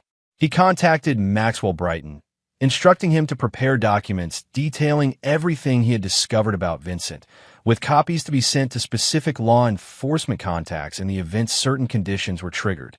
Then he called Vincent. "I need to meet. Alone. The boathouse at the estate 1 hour." "Something wrong, boss?" Vincent's voice held a note of concern, or perhaps wariness. "Just a development we need to discuss privately." 1 hour. Bryce ended the call, his mind clear and focused despite the lack of sleep. The boathouse at the edge of Bryce's estate offered privacy and security, and strategic advantages Bryce had considered carefully. As he waited, he reviewed everything he knew about Vincent Mercer, former military intelligence, expert in problem-solving, fiercely loyal to Bryce for reasons that had never been fully explained. A man who operated in shadows by design, who maintained no social media presence, who lived in a fortress-like compound when not working directly with Bryce. A man who might very well be a sociopath hiding behind a mask of professional competence. Vincent arrived precisely on time, alone as instructed. He entered the boathouse cautiously, eyes scanning the surroundings before focusing on Bryce. "What's the situation?" he asked, maintaining a careful distance. "Catherine Mercer." Bryce watched Vincent's face closely as he spoke the name. It happened in a microsecond, a tightening around the eyes, a slight tensing of the shoulders, quickly suppressed, but unmistakable to someone trained to notice micro-expressions as Bryce was. "Who?" Vincent's voice remained level, his face returning to professional neutrality. "Your wife. The one you nearly beat to death 15 years ago. The one who disappeared after filing a restraining order against you." Bryce remained seated, hands visible on the arms of his chair. "The one Lena found." Vincent's expression shifted, calculation replacing confusion. "Lena contacted you. She sent evidence. Extensive evidence. About Catherine, about other problems you've handled for me over the years. Problems that were resolved more permanently than I had authorized. And you believe her?" There was a dangerous edge to Vincent's voice now. "After everything she's done, I believe the hospital records, the police reports, the fact that Catherine Mercer vanished completely 15 years ago." Bryce maintained eye contact. "What I want to know is, did you think I'd never find out? Or did you just not care because you thought I'd protect you regardless?" Vincent's posture changed subtly, weight shifting to the balls of his feet. "You've always known who I am, Bryce. What I'm capable of. You just preferred not to ask certain questions. There's a difference between being ruthless in business and being a murderer. Is there? Where exactly is that line for you?" Vincent's smile was cold. When Harold Lancaster had his first stroke after you destroyed his company, was that business or murder? When Kessler hung himself in his cell after you made sure he had no future, business or murder? You've always wanted the results without the moral responsibility for how they're achieved. The accusation struck uncomfortably close to truth. Bryce had maintained a deliberate distance from Vincent's methods, focusing only on outcomes. Catherine is alive, Vincent said unexpectedly. Relocated, new identity, substantial financial settlement. How many things, Bryce, but not what Lena is suggesting. Prove it. I can arrange a video call. It will take time, 24 hours minimum. She lives overseas now. Bryce studied Vincent, trying to determine if this was truth or a desperate play for time. And the other problems you've handled? The ones that went beyond what I authorized. Sometimes situations require more permanent solutions than you're comfortable acknowledging. I've protected you, and by extension, Mia, from threats you never even knew existed. Vincent's expression hardened. What exactly is your plan here, Bryce? Turn me over to authorities based on evidence from the woman who tried to destroy you? Evidence that's 15 years old and largely circumstantial. It was the central question. If Vincent was telling the truth about Catherine being alive, Lena's leverage was significantly weakened. But if he was lying, here's what's going to happen, Bryce said finally. You're going to be placed on administrative leave effective immediately. All your access codes, security clearances, and operational authorities will be suspended pending a complete investigation. If what you're saying about Catherine is true, we'll determine next steps then. Vincent's laugh held no humor. That's not going to work for me, Bryce. The temperature in the room seemed to drop as Vincent's demeanor shifted completely, the professional mask falling away to reveal something colder and more predatory. You think this is a negotiation? That you can just remove me from the equation after everything I've done for you? Vincent moved closer, his right hand drifting toward his jacket. Don't. Bryce's voice was steel. Security teams are monitoring this conversation. One wrong move, and they breach. No, they don't. Vincent's smile was terrible in its certainty. Because I control those teams. I've always controlled them. They're loyal to me first, you second. Why do you think I insisted on hiring and training all your personal security? It wasn't just about competence. The full implications crashed over Bryce like icy water. He had allowed Vincent to build a security apparatus around him that might very well be compromised at the highest levels. You're not as untouchable as you think, Bryce. Vincent's voice was almost gentle. No one is. Not you, not Mia, not Abigail. There are no perfect security systems. There are always vulnerabilities if you know where to look. The threat to Mia galvanized Bryce, rage burning through shock. If you ever come near my daughter, you'll what? Call the authorities I've spent years cultivating relationships with? Use security teams that answer to me? Face it, Bryce. You need me. You've always needed me. The only question is whether we continue as before or whether this unnecessary confrontation forces adjustments to our arrangement. In that moment, Bryce understood with perfect clarity what he was facing. Not just a trusted employee who had overstepped boundaries, but a sociopath who had been manipulating him for years, positioning himself as indispensable while building a power base within Bryce's own organization. I think we're done here. Bryce stood slowly. I'll need your resignation by end of day. Vincent's laugh was dismissive. That's not how this works. Here's what's actually going to happen. You're going to tell Lena that you've investigated her claims and found them baseless. You're going to maintain our current operational structure. And most importantly, you're going to remember that your continued success and your family's safety depends on my goodwill. As Vincent turned to leave, confident in his leverage, Bryce pressed a small button concealed in his watch, a signal that activated a protocol only he and Maxwell Brighton knew existed. Throughout the estate, specialized security systems came online, overriding normal protocols and implementing lockdown procedures designed specifically for the scenario Bryce had never wanted to contemplate: internal betrayal at the highest level. Vincent froze at the sound of multiple doors locking simultaneously throughout the boathouse. What did you do? Something I prepared for, but hoped I'd never need.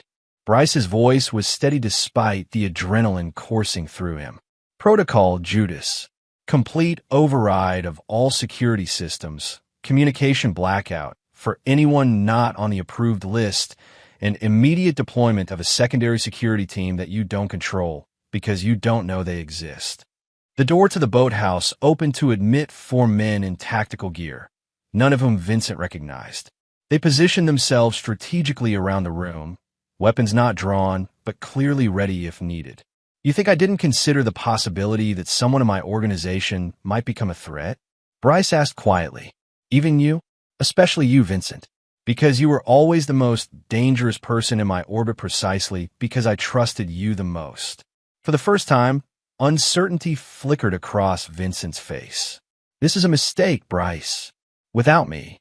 Without you, I'll rebuild. I've done it before. Bryce nodded to the tactical team. Mr. Mercer is being removed from the organization, effective immediately. Secure him. The team moved with practiced efficiency, restraining Vincent despite his resistance. The man's face contorted with a mixture of rage and disbelief. This isn't over, Bryce, Vincent snarled. You have no idea what I've done for you, what bodies I've buried. When it all comes out. It won't, Bryce interrupted coldly. Because unlike you, I don't leave loose ends. As Vincent was escorted out, Bryce activated his secure phone, one that operated on systems Vincent had never had access to, and called Maxwell Brighton. Implement Purge Protocol immediately. Full spectrum.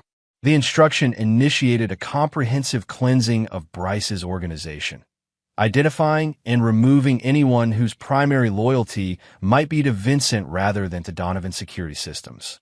Within hours, 14 employees across various divisions had been escorted from company properties.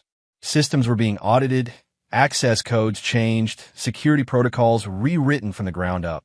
The vulnerability had been severe, but the response was proportional, swift, thorough, and merciless. As evening fell, Bryce received confirmation that Vincent was being held in a secure location pending transfer to federal authorities. The evidence Maxwell had compiled, not just about Catherine Mercer, but about numerous other solutions Vincent had implemented over the years, was comprehensive enough to ensure he would never be a threat again. With that threat contained, Bryce turned his attention to Lena.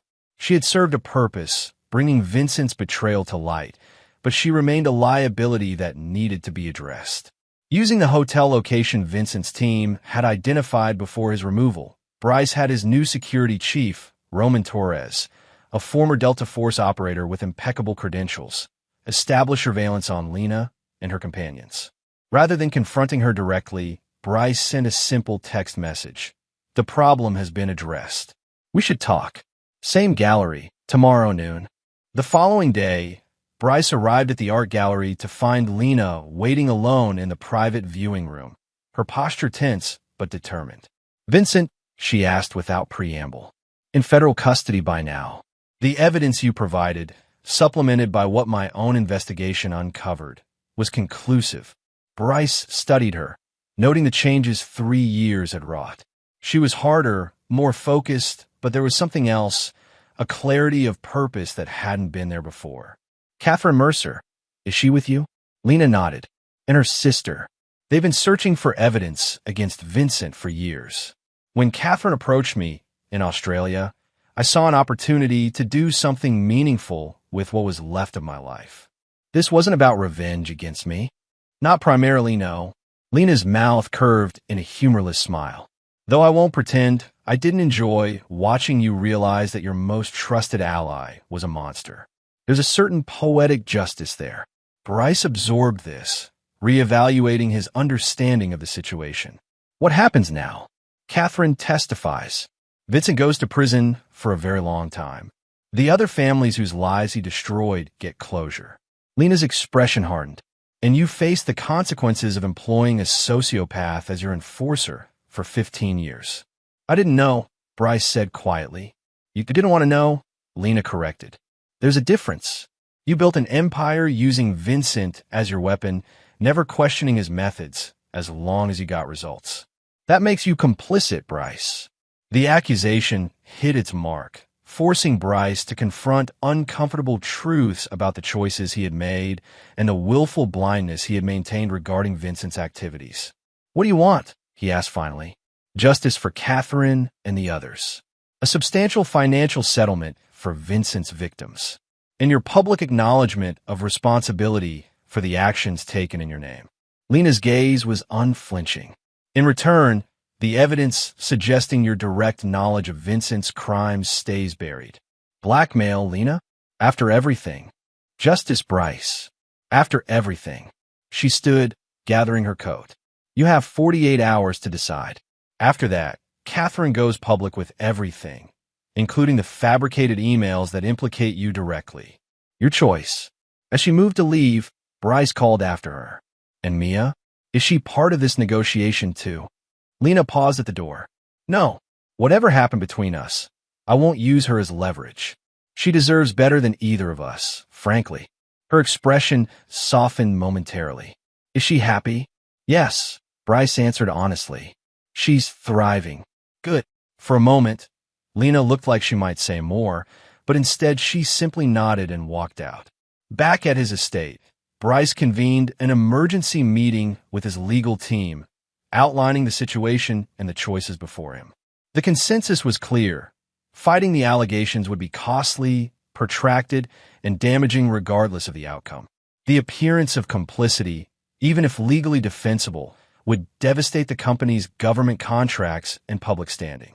"We recommend settlement and a carefully worded statement acknowledging organizational responsibility without admitting personal knowledge," Maxwell advised. "It's the cleanest exit from a very messy situation." Bryce listened to their counsel, weighing options and potential outcomes with the same cold precision he applied to all business decisions. By morning, he had reached his decision. The settlement was substantial, $50 million distributed among identified victims of Vincent's activities, structured through a third-party foundation to insulate Bryce from direct involvement. The public statement acknowledged systematic failures of oversight within Donovan security systems and a commitment to comprehensive reform of operational protocols. Vincent Mercer, facing multiple federal charges and with his former employer distancing itself publicly, had no leverage to negotiate. His arrest and the subsequent investigation became a minor media sensation, with Catherine Mercer's testimony providing a compelling narrative of survival and persistence in the face of powerful opposition. Bryce himself remained largely insulated from the worst of the fallout. The company weathered the storm, its government contracts secure through aggressive lobbying and strategic leadership changes. The press coverage, while intensive initially, gradually subsided as newer scandals captured public attention. 3 months later, with the immediate crisis managed and the company stabilizing under new security leadership, Bryce received an unexpected package at his home.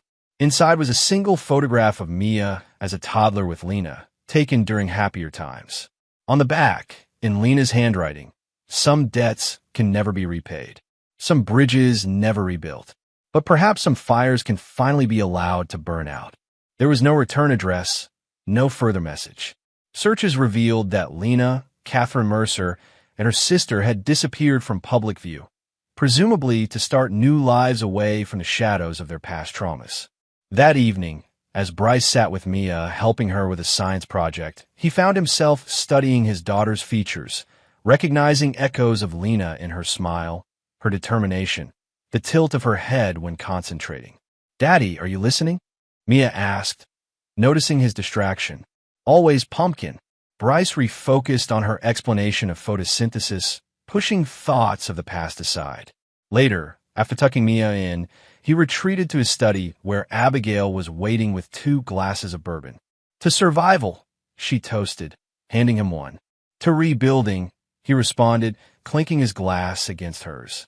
They sat in companionable silence for a while, before Abigail spoke again. "Do you ever wonder if Dad was right? About the world being divided into predators and prey?" Bryce considered the question, remembering his father's harsh lessons, delivered with fists and belts as often as with words. "I think he was right about the division. Wrong about what makes someone a predator or prey. Meaning, meaning Vincent was unquestionably a predator, but his violence made him vulnerable in the end. Lena tried to be the predator and became prey, then found a different kind of strength. And he gestured between them, survived because we adapted, not because we're naturally stronger or more ruthless. Survival of the most adaptable rather than the strongest, Abigail mused. Darwin would approve. Maybe. Bryce sipped his bourbon, contemplating the future that stretched before them. All I know for certain is that I'll do whatever it takes to ensure Mia never faces the choices we did. That she never has to decide between being predator or prey.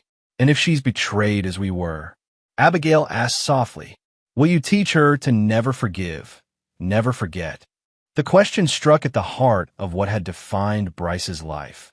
His absolute refusal to forgive betrayal, his relentless pursuit of those who crossed him. Looking toward Mia's room, he felt a momentary doubt. Was that truly the legacy he wanted to leave her?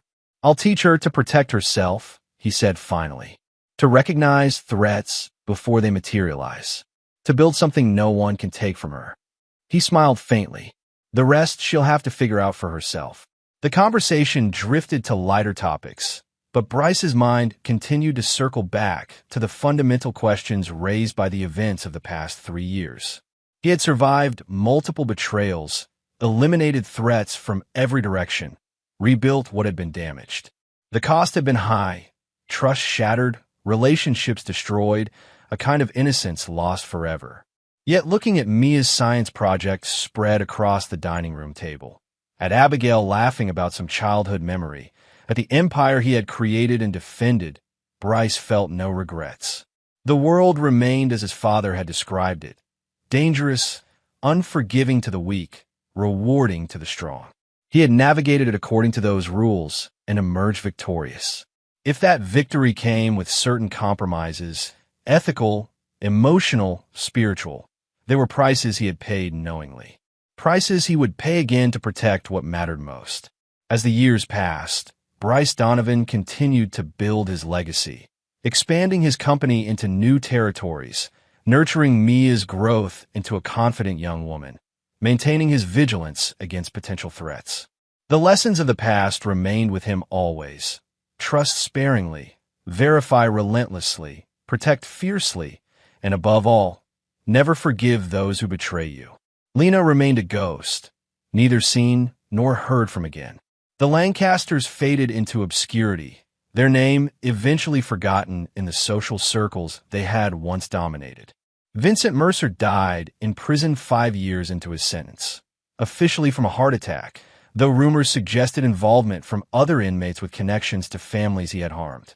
And the hunting lodge in Montana, where it had all begun with a child's innocent observation, was eventually demolished, the property reforested and returned to wilderness, erasing the physical reminder of betrayal just as Bryce had erased its perpetrators from his life.